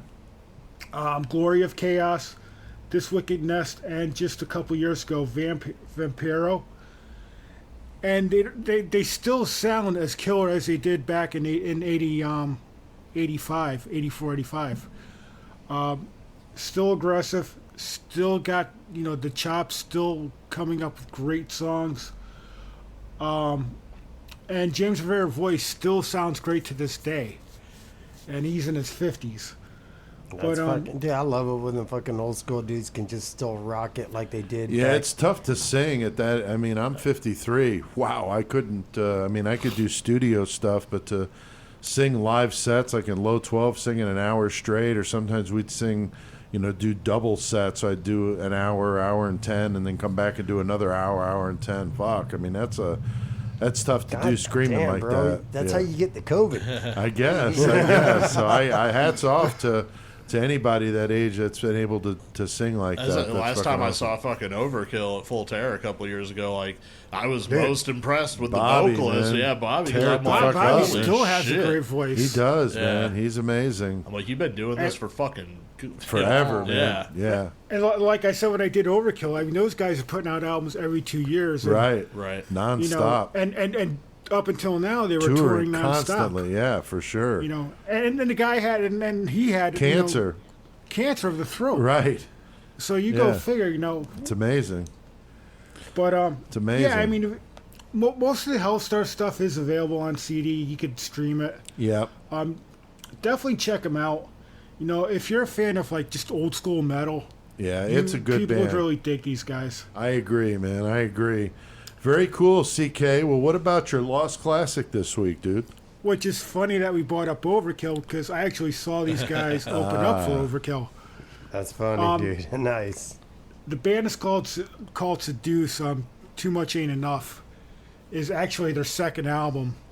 Their first album was like impossible to find, but like I said, I saw these guys open up for Overkill, and they were actually in the film Decline of Western Civilization Part 2, The Metal Years. Oh, wow.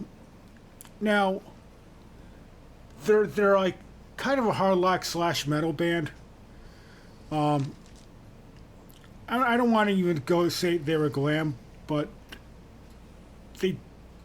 when you saw on Western on Metal Years, they kind of lumped them with the glam scene, and it wasn't true. Yeah. But when I saw them live, they were a 3-piece, and they fucking killed. And the next day, I just went and bought that album, and the album was just as good as them live. Nice. And the album's impossible to find. I don't even know if it's available. I think you can get it on. If you might be able to find it on YouTube. Right. But it's like it was on IRS Records, and a lot of that stuff is like unavailable and hard to find. Right. But if you get a chance to check it out, get a copy. If you want to pay an exorbitant amount of money for it, Right. Right. Go ahead. But they're definitely worth checking out. That's awesome, man. Always good to hear your Lost Classic because I have listened to some, and like I said at the beginning in the intro, I was jamming some Faith No More that was the Angel or not Angel Dust. Angel Angel Dust Dust. album. Angel Dust, Yeah, yeah. that was pretty damn good, I gotta say. Good driving music, so I definitely enjoyed that. So, what's everybody been listening to this week? What about you, Chris? Anything? Anything special? Hank 3. Okay, Fucking love Hank 3. that's cool. Fucking Blood for Blood. Yeah, I love... Dude, you should do Blood for Blood, bro. Yeah, I think they're on my list. Oh, god damn it. That's Those cool. guys are so just like, white trash hardcore rock and roll, fuck you. Yeah, I fucking love Blood for Blood, dude. What about you, Justin? What have you been jamming Well, to I here had- lately? I know you drive a lot for I work. got one so- more. I got a new one that I just came Oh, yeah, across. I go had to ahead. write it down. I'm going to pronounce it in Rydal, but it's INTROTYL. And it's like, I don't even know where they're from, but it's all female band from wherever. But goddamn it, they're fucking brutal as fuck. Nice. Dude. Check them out, dude. I That's just cool. came across them like within the last week or so, but I've been jamming it a little bit, and it's pretty fucking badass. That's cool. What about you, Justin? What have you been jamming I had lately? to look it up because I stumbled across this song called Cocaine Country Dancing. Fuck yeah. It is amazing. But it's like by Paul Corton or Corton or something, but it's just a groovy thing. It's Cocaine not metal. Country. I'm definitely listening. I'm listening to that, because it bro. is so fucking good. And then a little bit of Devil's Makes 3, which is Americana. I love Devil Makes Yeah, 3. they're Cool. fucking awesome. Fuck yeah. What about you, Oh, number Joey? 7. Joey, what have you been jamming lately? Uh, Other than that ABBA stuff you've been sending me, man. fuck yeah, man. Fuck yeah. Everything I Dancing put in the Queen, fucking, dude. Hall of Fame, man. Yeah? No, I've been jamming. I don't know. I've been jamming a lot of different shit. Aerosmith, Toys in the Attic. I busted that one out. Right, right. That's a classic. Yeah, it's one of Yeah. my favorites. And then fucking, I've been listening to that Beneath the Massacre I just picked up. Yeah, dude, I know listened the to that album. back in the day. I do. Just something God damn it, I'm so fucked right now. But I found it for $1 at a yard sale, and I couldn't believe it. I was pretty Right. stoked on Yeah, that. no, that yeah, I album's saw so that fucking shit good. on Facebook. Yeah, you have man, at the that's yard really sale. Some fucking Limp stoked. Bizkit, too, in there. Yeah, I found the Limp Bizkit. Found that Limp Bizkit hot dogs. Yep. Yeah. So I've been jamming some Demonic Testament. We were just talking Fuck about yeah. that last week, and I had some projects going on. I had that in the background. Armored Saint La Raza today, that was good. And then the Low 12 album 6 I mentioned at the beginning of the show. Just been jamming that, just Hell yeah. reminiscing on some old times. And actually I have a Mayhem story from back in the Low 12 days I wanted to share later. Fuck yeah. Fuck yeah, dude. Also, CK, what about you? What you been listening to? I've been going total like progressive. Yeah. I've been jamming like Spock's Beard, Neil Morris band, stuff like that. Okay. The new Morse Portnoy and George cover album. Right. I've been jamming that. I saw that the new Portnoy album's gonna have Petrucci on drums, or Petrucci album's gonna have. He's gonna have, yeah. Yeah. He's gonna, and he made it a point to say no, he's not rejoining Dream Theater. Yeah, Right. I did see that. I did see that today. which is a shame. Yeah. but that's cool that they're working together though. Yeah, I mean they've always been friends even after the breakup. He just didn't want to. He thought they were getting stale, and he just thought it was time that they took a little break from each other. Right. Right. And the other band members wanted to go right back in the studio, and sometimes when you keep on doing that, you get a little stale, and that's what he was saying. He's like, I'm not doing it. Right. But they're all still friends. Yeah. That's cool. Now, CK, I know we were texting each other when we heard the news of the death of Martin Birch, a famous Yeah. producer, Iron Maiden, Black Sabbath, Deep Purple. I mean, a shitload Rainbow. of bands this fucking guy produced. I mean, this Amazing. guy produced classic albums, Rainbow Rising, engineered Deep Purple Machine Head. Yeah, he did the Ronnie James Dio Black Sabbath albums, which are Yep, fucking the the best. Mob Amazing. Rules and Heaven and Hell. Yeah. He did Killers, Number of the Beast. Yep. Damn, he was out there Peace all of over the Mind. place. Yeah. Huge fucking metal Power album. Slave, Yeah. 777 Sun, Somewhere in Time. He did all those Maiden albums. Now, was he English, CK? Yeah, he was. Okay, and he just passed. I don't know if it was. I don't know if what was the cause or how old. I didn't. He was 71. I didn't see. They didn't give a cause. Okay. Well, it's sad whenever you see someone go, but my God, this guy's Had a good influence in the life. metal world, holy shit, definitely awesome. But he said Iron Maiden was his favorite band to work with. I did read that, so that was cool. Yeah, I saw it like real quick, and I'm like, I went past and I saw, I'm like, holy shit. All right. I Now- saw another thing on there. Well, in the news where they were talking about fuck's his name? I probably got it pulled up somewhere. LG Petrov, who's the singer Yeah, for Entombed AD. Oh yeah. Yeah, he's got cancer. Like they said, inoperable or Oh, wow. incurable cancer. Oh Yeah, man. that sucks, dude. Yeah. Wow. I know Converge is doing a Tribute to special, Entombed. special EP. Yeah. That you could buy, and 100% of the proceeds go towards Oh, that's good.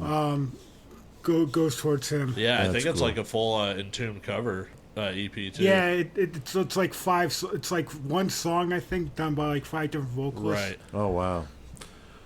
Well, we've been talking about the 666 Club members. Hey, and guess the what? Benefits. We got somebody who's in the 666 That's right. Club He's like the with president of the 666 Club, Justin Morris, here with us. I recommend it. That's for sure. It's Well, good, you've been doing it now a couple months, and you Yeah. definitely been digging on it. You told me that. People could go to patreon.com/murdermetalmayhem.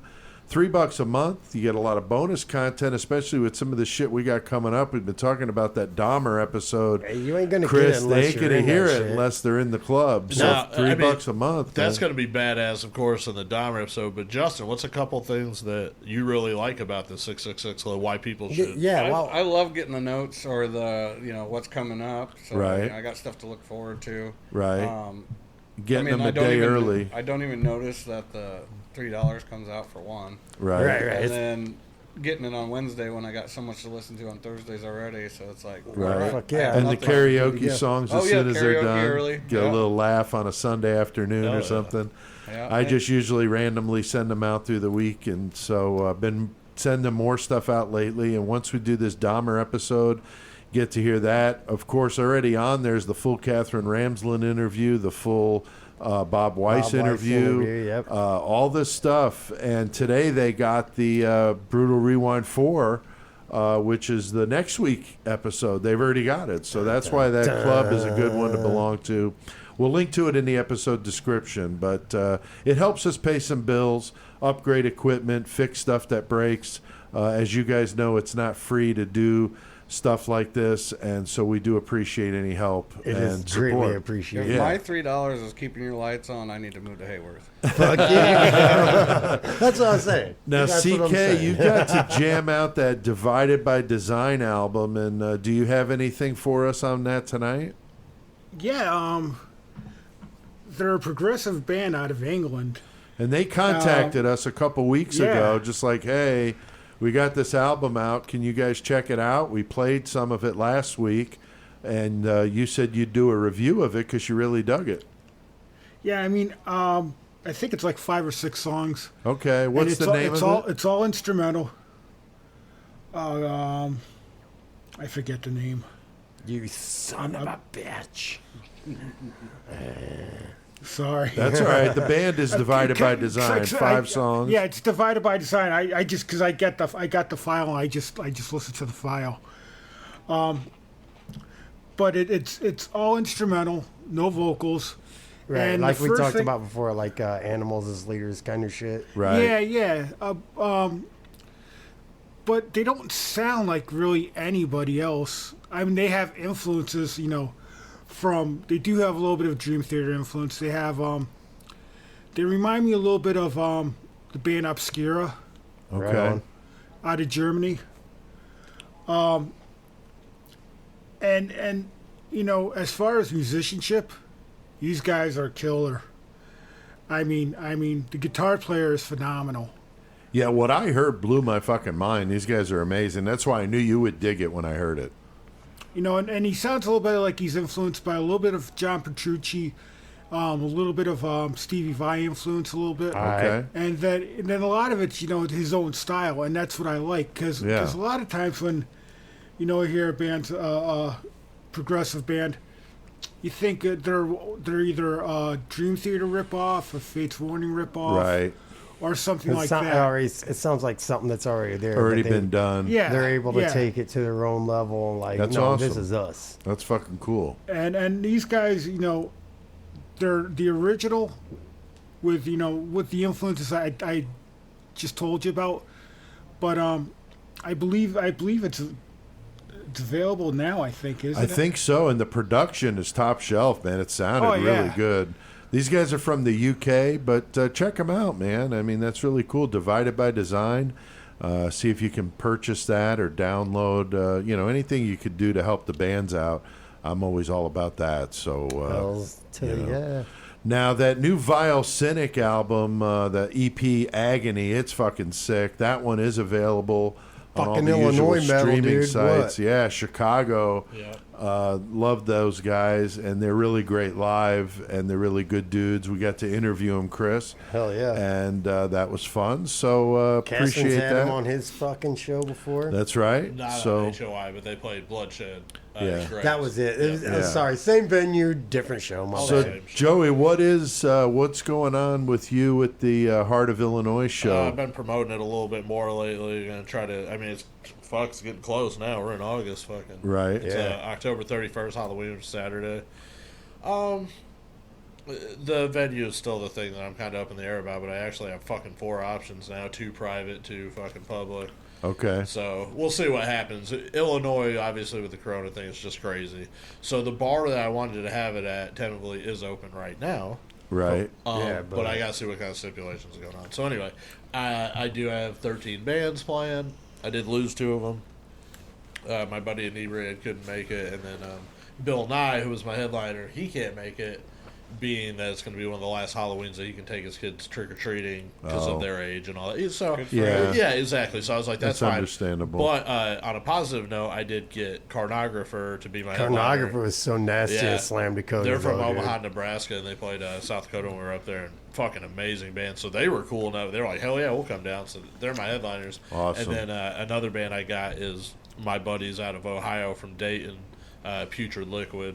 Yes, Which those dudes, I saw this, and it's pretty funny because we're in the metal segment. I don't know if this is true or not, but I think Guinness Book hit them up and said that they were the band that played the most live shows in 2020.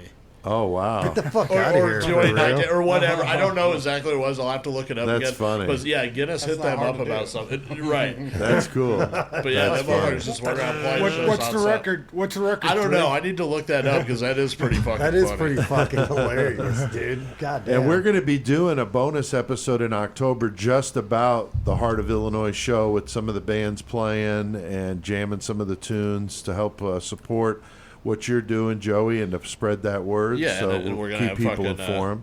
Murder Metal Mayhem will be there too. Yep. So y'all get a chance to come fucking hang out with us. If That's you go right. To the show. Fuck That's yeah, right. dude. Now, Joey, I also heard you were doing some guest vocals on a project with Bonesaw, and I saw there was a something with Shawback in a song title. Yeah, it's Oh yeah, I forgot about that. That's fucking hilarious. so I'm not dude. doing vocals. Oh, okay. It's but- guitar? Right. What happened is Greg's doing this this project, and then fucking he had great. like 5 of us, I think, 5 different music. I don't Right, remember right. what it was, but we all got a different track, and I know Cody was one. I think Kevin, Alan Waco. Gillespie. Well, like- Alan, what he's doing is guest vocals right. on He's, the song that I did the guitars and bass for. right on. So I'm going out there to their studio in fucking Colfax tomorrow, and Alan's going to be there to record his vocals. I'm going to Oh, go cool. hang out. Cool. Yeah. Awesome.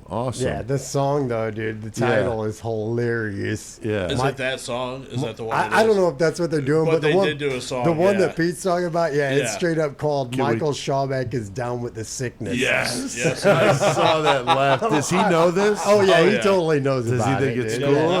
Or? No, he's down. He's like, man, He's you guys down are with it? fucking assholes. Michael's get it. he's been so pissed off since I told the story about him and crying about the Oh, how did disturbance. that go? He's like, I can't believe that you told them guys that because that was such an embarrassing time and you fucking did that publicly. Yeah, that's so fucked up. he's a Why would little you do pissed off that? about it, but I told him that if I find another Disturbed CD in a fucking yard sale somewhere, I'll grab Right. it for him to make Okay. up for it. Unfortunately, when you went and got all the CDs yesterday, you didn't find Disturbed, did No, you? well, the copy that I found was so fucking. It was mint condition and signed, and they wanted $3 for it, so I couldn't afford that. And of course, the copy that we got up on the wall is in a jizz-soaked fucking Ziploc, sure. so I don't know about playing that. But bands, labels, God damn artists, producers, we've been talking about this, looking for people that want to run a month of solid ads on the show. $25, we'll do the ad for you if you want. And if you need music, let's say you're an artist and you don't really own any music of your own, we could play some for you in the ad. That's no problem. Get a hold of me at pete@murdermetalmayhem.com, and I can give you the details. We get an average of 5,000 listens a week, so that's 4 episodes of advertising for a pretty cheap price at $25. You do 2 months Pay up front, we'll give you that for $40, so that's even a better deal. So email me at pete@murdermetalmayhem.com. You can send us a commercial or we'll make our own. It doesn't matter either 60 way. seconds. We did the one for Vile Cynic. You'll get to hear that coming up here in a little bit. Any other metal news, guys, before we move on? Anything? You got anything national, CK? I heard Maiden just finished or have an album in the can. Oh, ready to come wow. out. God damn. Those guys don't fucking stop. I'm trying to think of anything else. New Megadeth is supposed to be like going back to Peace Cells, who's buying in Rust in Peace. Nice. Dude, That's if cool it's that a- he can even do anything with Right. his voice. You know, Right. that's No, awesome. yeah, Right. Dave Mustaine. Yeah. The fact he got sick like Yeah. that's fucking. And the Yeah. fact he's doing shit. Speaking The of cancer Iron sucks. Maiden, I had the privilege of having lunch with my grandson on Saturday, and he's just so cool. He's 5 now, and he loves Maiden. He was jamming the Trooper. Nice. Joey pulled up jamming the Trooper, and he was throwing up the horn. So Hell he's yeah. been all about Eddie. Yeah. He's fascinated with Eddie. So I was watching YouTube videos with him of Eddie on stage, and he was just Right, right. fascinated by it. And CK, I saw one where it has that fucking idiot that I can't stand, that Janik or whatever the Throwing fuck his is guitar that? up in the air. Throwing the guitar up in the air. I mean, my God, dude, you look like a fucking idiot up there. I mean, Well, I heard he's a cool guy, and I know every once in a while he does the third harmony, and it sounds cool, but I mean, it drives me fucking nuts that these dudes are playing their fucking hearts out. And he's up there like the court jester, throwing his guitar and spinning it around his back and making these dumb motions. Did you see that video where he did it and went out into the crowd? No, gotta see I that. would be surprised. I mean, would the not way he give it does back. that. No, I'd keep Yeah. the fuck What out a of that. fucking idiot, though. I don't know, man. It drives me fucking nuts. I've been an Iron Maiden fan since 1982, so to see somebody up there in the band throwing their guitar around more than they ever touch it Yeah. is just obnoxious to me. So anyway, The thing is, he's a really good guitarist. I know he is, and I've heard he's a really nice maybe guy. he's a good acrobat too. It just drives me crazy. So anyway, Just guys, saying. I think we've educated the masses. Hold on, real quick. Yeah. On the 22nd of August, Yes, sir. which is coming up Oh, pretty yeah. soon, here in Anarga, Illinois, for any of our local listeners, we're having a birthday party for my buddy Coop, who's the bassist for Treachery Untold. But it's going to be Chalk, Blood Feud, Goremonger, Treachery Untold, Indulge, Devour, and Interspecies Erotica. Nice. Yes, sir. Yep, so that's going to a be good time. Saturday, August 22nd in Anarga. Max Lighter scratch then off that. Oh, fuck yeah. All right, that's too bad. All right, well, we've done our fair share of metal tonight. So, CK, what the fuck do we got to do next, buddy?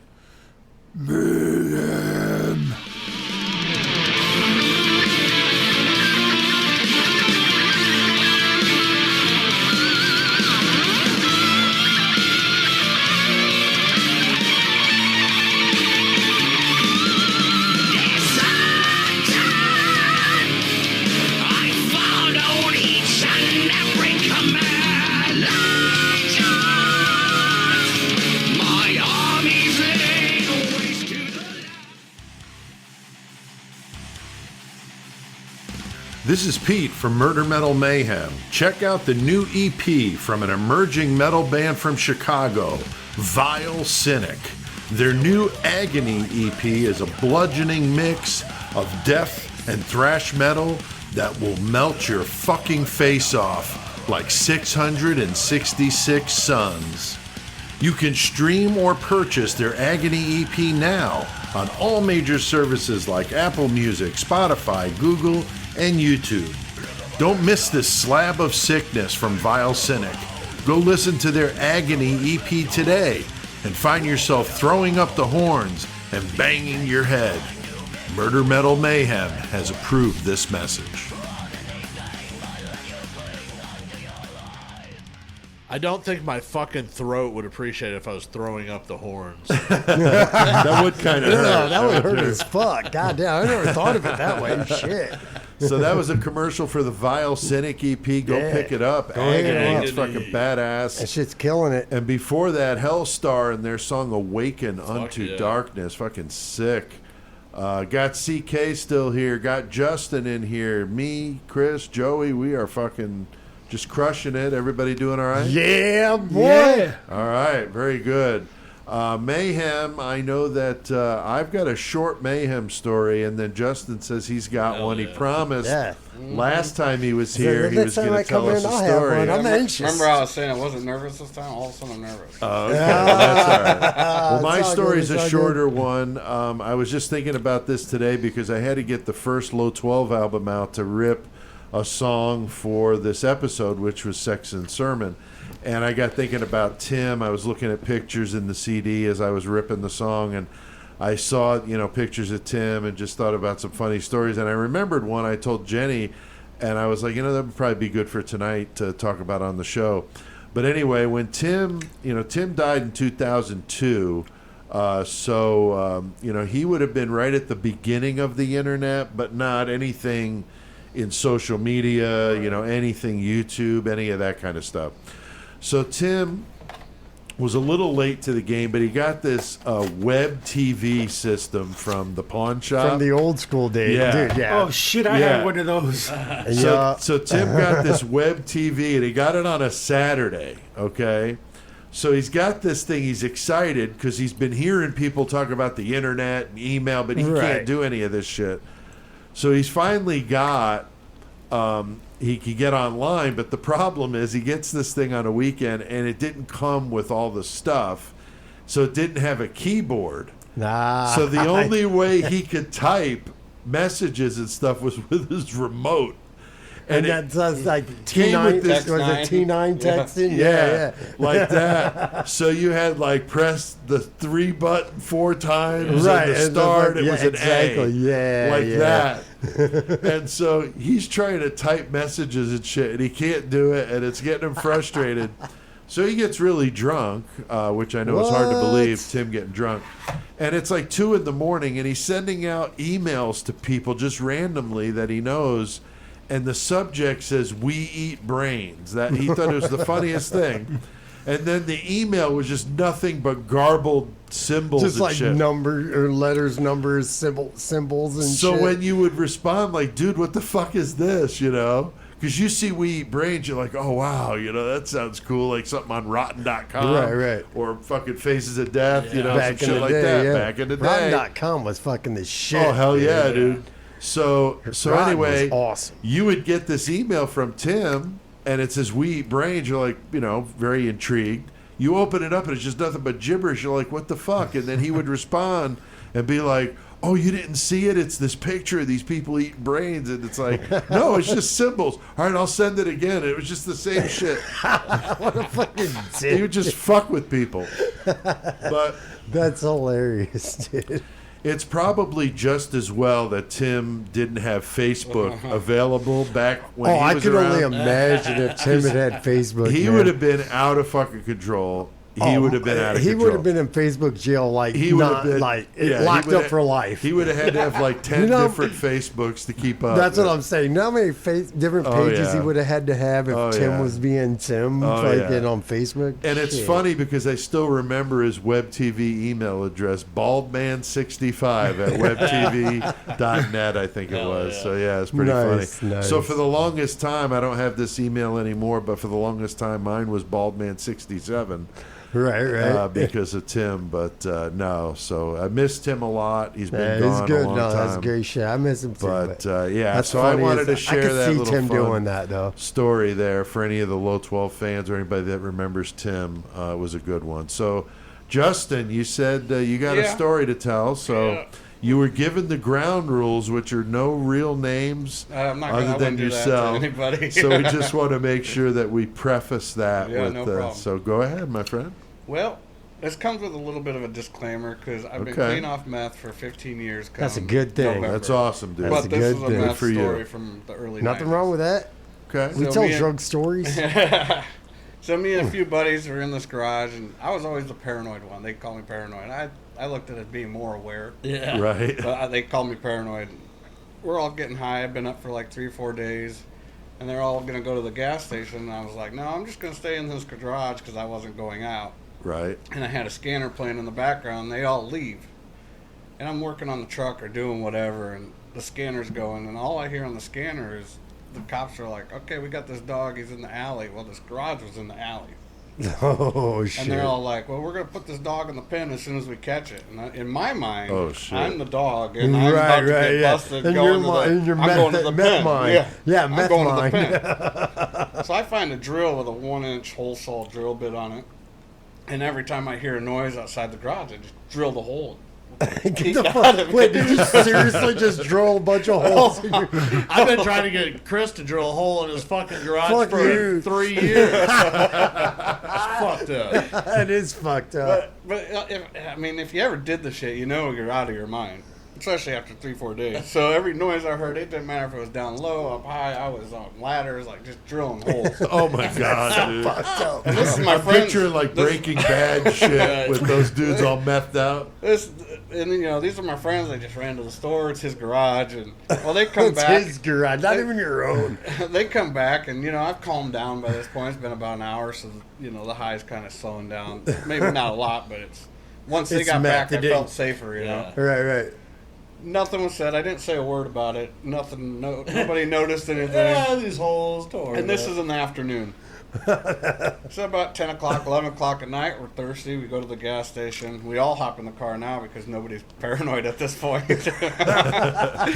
So we hop in the car, lights are on in the garage. We go to the gas station.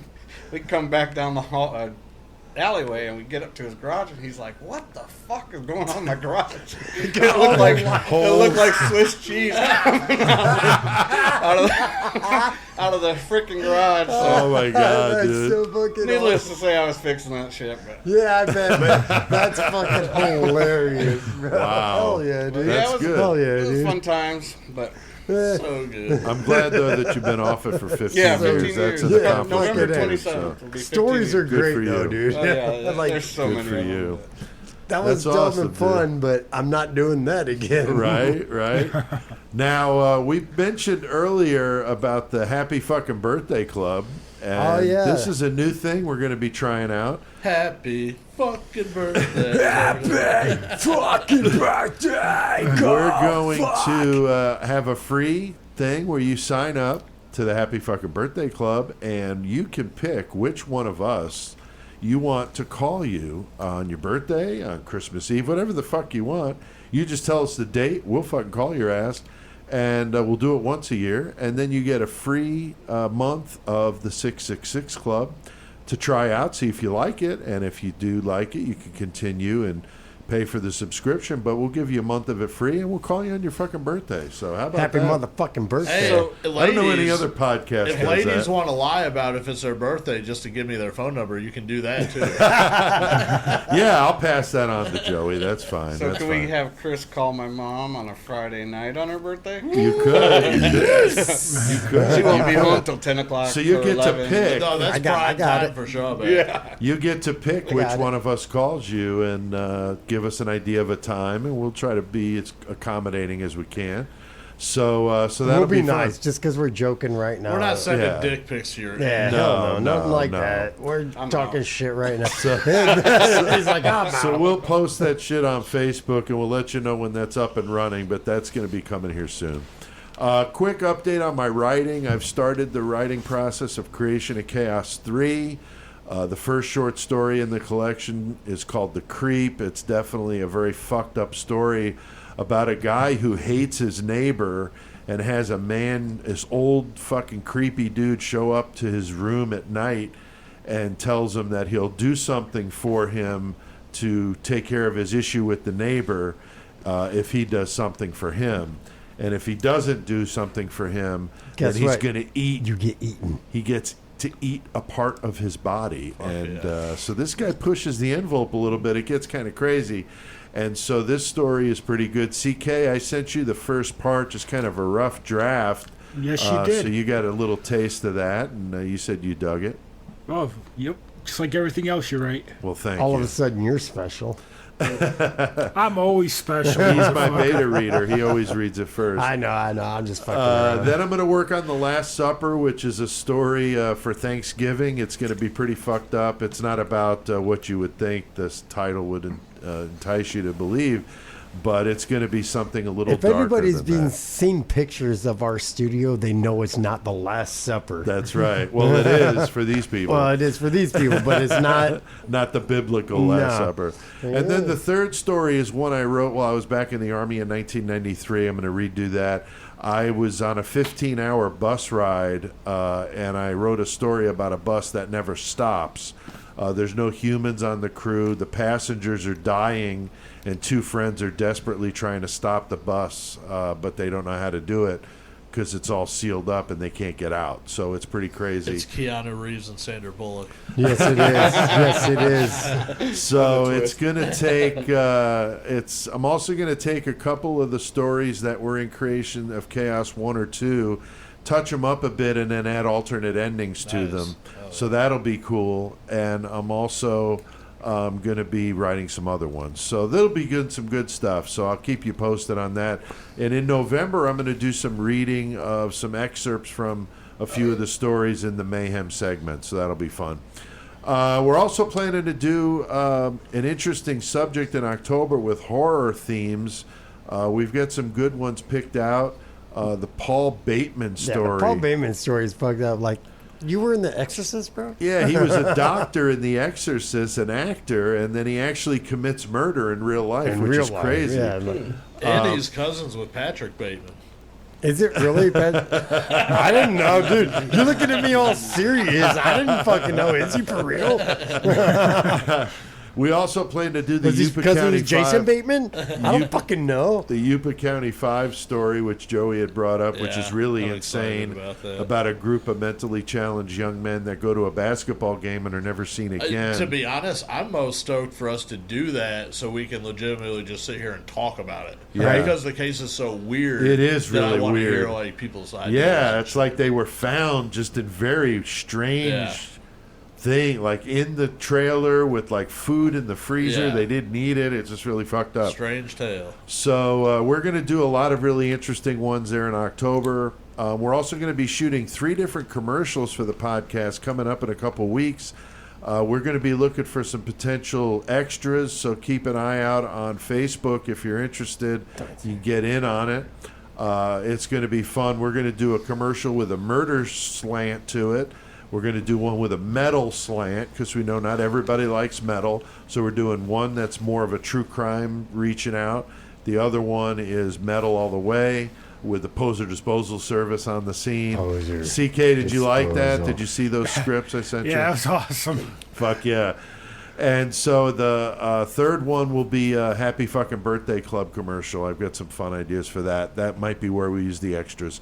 So if you're interested, stay tuned on Facebook and we'll keep you posted. Where are we going to find a cake big enough for me to jump out of for that commercial? I don't know. I'm working on that. I'm going to jump out with my fucking fingers up. Fuck you guys. Now, this time of the show, Joey, we got the old ding, killer, ding, ding, ding, ding, ding, ding. ding ding thing, the killer cage match. Nice. And of course, Nice. Justin's here with us. He likes doing some killer cage match. Chris, we yeah. got some listeners again. We want to thank them. Yes, we do. We got Corey Bettis, Amanda Knight, and Geezer Tums. Fuck yeah. Yeah, appreciate Keep it metal that. as fuck. Keep on killing. Yeah, I saw that name. I wondered if he was a Geezer Butler fan. Right, One of my right. Or if favorite he's bass just players proud to of be all a time. boomer. That's right. So we do killer cage match every week. We have 70 killers, 70 objects that we've come up with, and some variables, and we have our listeners pick random numbers between 1 and 70, and that's who we decide who's going to fight till death in the cage in the prime of their killing years. Joey, who do we got tonight to match up?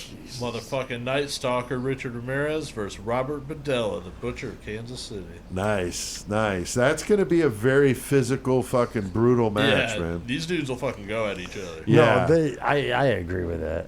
Now the objects are very interesting this time around. CK, we've got what are they fighting with here? That they first got- one, bro. That first one, bro. They got a gun that shoots high pressure semen and a can of corn. And the variable adds to the fun this week. We've got 3 zombie children with chainsaws. Nice. 3 zombie children with chainsaws. We got Richard Ramirez and Robert Berdella in a cage. And they got a gun that shoots high pressure semen. I don't even know what to think of that. And a can of corn. So, we got an interesting one tonight. Justin, do you have any insight into this matchup here? What do you think, dude? I mean, Ramirez and Berdella physically would be a pretty decent matchup. Ramirez is kind of scrawny. Berdella a little stockier, but I think Ramirez, because he's more agile. Yeah, I think feel. he'd be more He's got the physical. speed.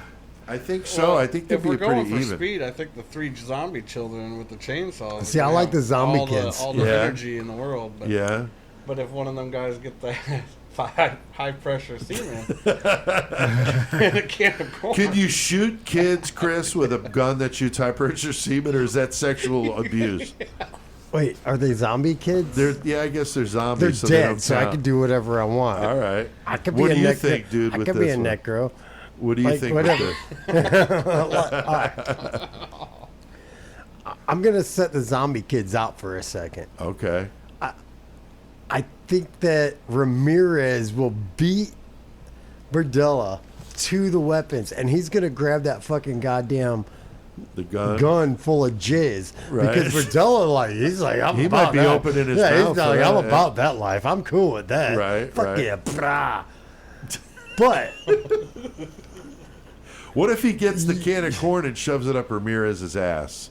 Because Joey, I mean, we've got Gape coming up in the music, and I'm thinking that Right. might be the soundtrack to Berdella's butthole with the fucking can of corn sticking in it when Ramirez, corn comes or out if looking the Berdella same. gets Ramirez Right. with the can of corn. I don't know. What do you think about that, Joey? I mean, in my theory on this one, I go with Chris a little bit because I feel like Ramirez is definitely gonna grab that fucking semen gun and just fucking shoot Berdella in the throat, but not to fucking because he wants to hurt him. He's just fucking getting him full. right, exactly. That's my point. That's my Berdella's point. about that, so he's No, drinking that's it. my point. And while he's busy drinking that shit up and licking it off his lips, fucking Ramirez done grab that can of corn. He's beating the fucking brains out of him. Yeah. $5 and bill. the zombie what about kids the are zombie just kids? yeah, the though, zombie CK? kids are I mean, just the like zombie kids going to do anything here? I feel with like these the chains? zombie kids were sent as a gift from Satan for Ramirez. Oh yeah, For after he won, he could have some sexual pleasure. maybe. God CK, damn it. what do you think Once with again, this I'll crazy go with talks that. faster. I'm going with the zombie kids. There we Zombie go. kids with the chainsaws? Yeah, You can't kill them. right. That's I true. mean, you can. I mean, if You it's like can't- Walking Dead rules, if you could do a headshot with the semen gun, I mean, would a semen Oh wait, is it gun? that high powered? I don't know. I mean, it says it's high pressure. I don't know. We're just bashing What's him in the the face. PSI here? What is the PSI of a high pressure semen gun? Maybe Google that, Chris, and see what you find out. How much PSI does it take to kill a zombie with a semen gun? What I want to know is if you Google something like that, what the fuck are you going to see in your Facebook ads, right? Weird fucking porn, bro. Weird fucking porn. Bet you end up with a new T-shirt.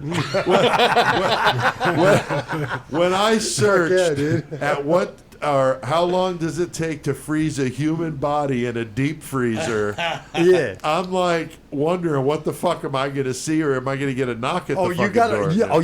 you got a flag as soon as you click enter flag. I screenshotted it and sent it to you guys. I know. posted it I on saw Facebook. it. If I was Posted at it my on parents' Facebook. house, I could have just asked their house and it would have told me. Alexa. Because Oh, the yeah. house Their knows house talks everything. out. I'm like, what the fuck? Hey, how long does it take to deep freeze a body? Right. And the house will That'd talk be to a you. good question for Alexa. We have one in there. Oh, yes. Oh, you yeah. should. You should Yeah. have asked Should've that. just I asked didn't even- Alexa. I didn't even think of That it. would have been a great soundbite. That would be great. Yeah, that's a good idea. He's like, You know what we now should his head's do? running. We should say, Alexa, say, this is Alexa, and you're listening to Murder Metal. Oh, Holy fuck, that would be That would be the bomb, that's dude. a great idea. That's funny. Great idea. Fuck yeah. So, anyway, I think it's going to be an interesting one one. damn. I don't know. I think the zombie kids with the chainsaws are going to be pretty tough to beat unless the zombie or the high pressure semen gun has enough pressure to kill him with a headshot.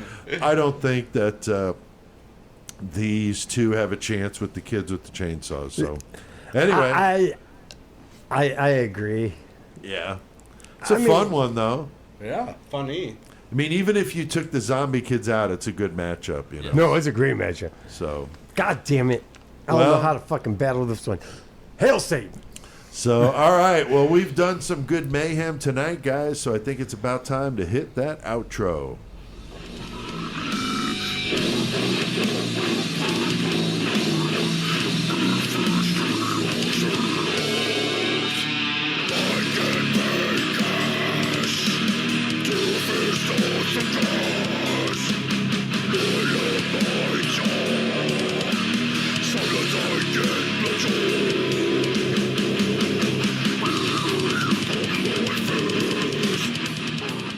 Fucking hey, man. Gape. That's some good Sludge shit. puppet, man. Gape, That's fucking bro. brutal from the Australia down under. Tasmania. Rick Ring, fucking Yeah, hey, yeah, brother. it's He's been a fucking big cool. fan of the show Yeah. and loving that, and so wanted to give it back to him and some love. Yeah, Playing some that game, dude does nothing but support. Like he's all about like Right. all the shit. That's And, like awesome, I've seen man. him support. Like he support Goremonger, of course. He I supports agree Murder with Metal that. He Mayhem. supports that He shit, fucking. dude. I've seen him fucking sharing the shit about Tony's shit, campaigning that. Awesome. Yeah, Rick Ring. Fuck yeah. Gape. Yeah. Listen to Gape, motherfuckers. Yeah, go check dude that out. fucking makes some badass fucking metal, dude. Yeah, he's wicked. Now, Justin, it was good to have you on with us tonight. Hope you had fun, brother. That was a great time. That And was a you're lot always of fun. welcome. You just let me know when you want to Yeah, come in, Come and by I can anytime, bro. send you what we what got we do. coming up, and you could pick one out that you like. Bumper music tonight: Helstar, Gape, and Low 12. CK's intro music, Chris, is by whom? Me. You. Oh, wait. Sorry. Christ. And that Murder Metal Mayhem intro, CK, is by which band there? Low motherfucking 12. Nice. Not Color Me Bad. By Low No, 12. no. I've actually thought about doing one of those songs for Fuck karaoke. It'd be fucking ridiculous. I want to sex. That's you the up. one. I got the Yeah, karaoke. you gotta do that. I got the music ready. I just haven't done it yet. Yeah. All right. Go check out spellboundeffectsandart.com for their incredible online catalog of silicone body parts, hands, feet, heads, fingers, whatever else you desire. He's got a fucking heart. He's got the fucking face masks Dude, yeah, now you- that are that was sick what we were Look up talking those about faces. earlier. as Face fuck. masks. I I'm wanted- debating yeah. whether to get one. They're like $75, but they're so fucking cool. So sweaty, though. I know, but it'd be so sick. The looks you would get walking in Walmart with that fucking human Could you imagine skin. the lamp or spike That's as your what face it, mask? That's what dude? it looks like, dude. Like, It's fucked holy up. shit. So go check it out, spellboundeffectsandart.com. A link to it in the episode description, as always. Also, thanks to the guys at Vile Cynic from Chicago for yeah, running their dude. ad on the show. Killer metal, death, and thrash. Pick up their new Agony EP today. It's out on all the podcast or the platforms. You can listen to music, Streaming on it. streaming Fuck yeah, stuff. dude. You can They're order a fucking copy. Badass shit, dude. Yeah, they're on Bandcamp. Thanks to everybody out there listening. We really appreciate that. We continue to dominate, and see how many of you guys are listening is just really humbling. So thank you very, very much. Got some good comments tonight. Chris, you want to read that first one there? We got motherfucking Stoner Chick 898.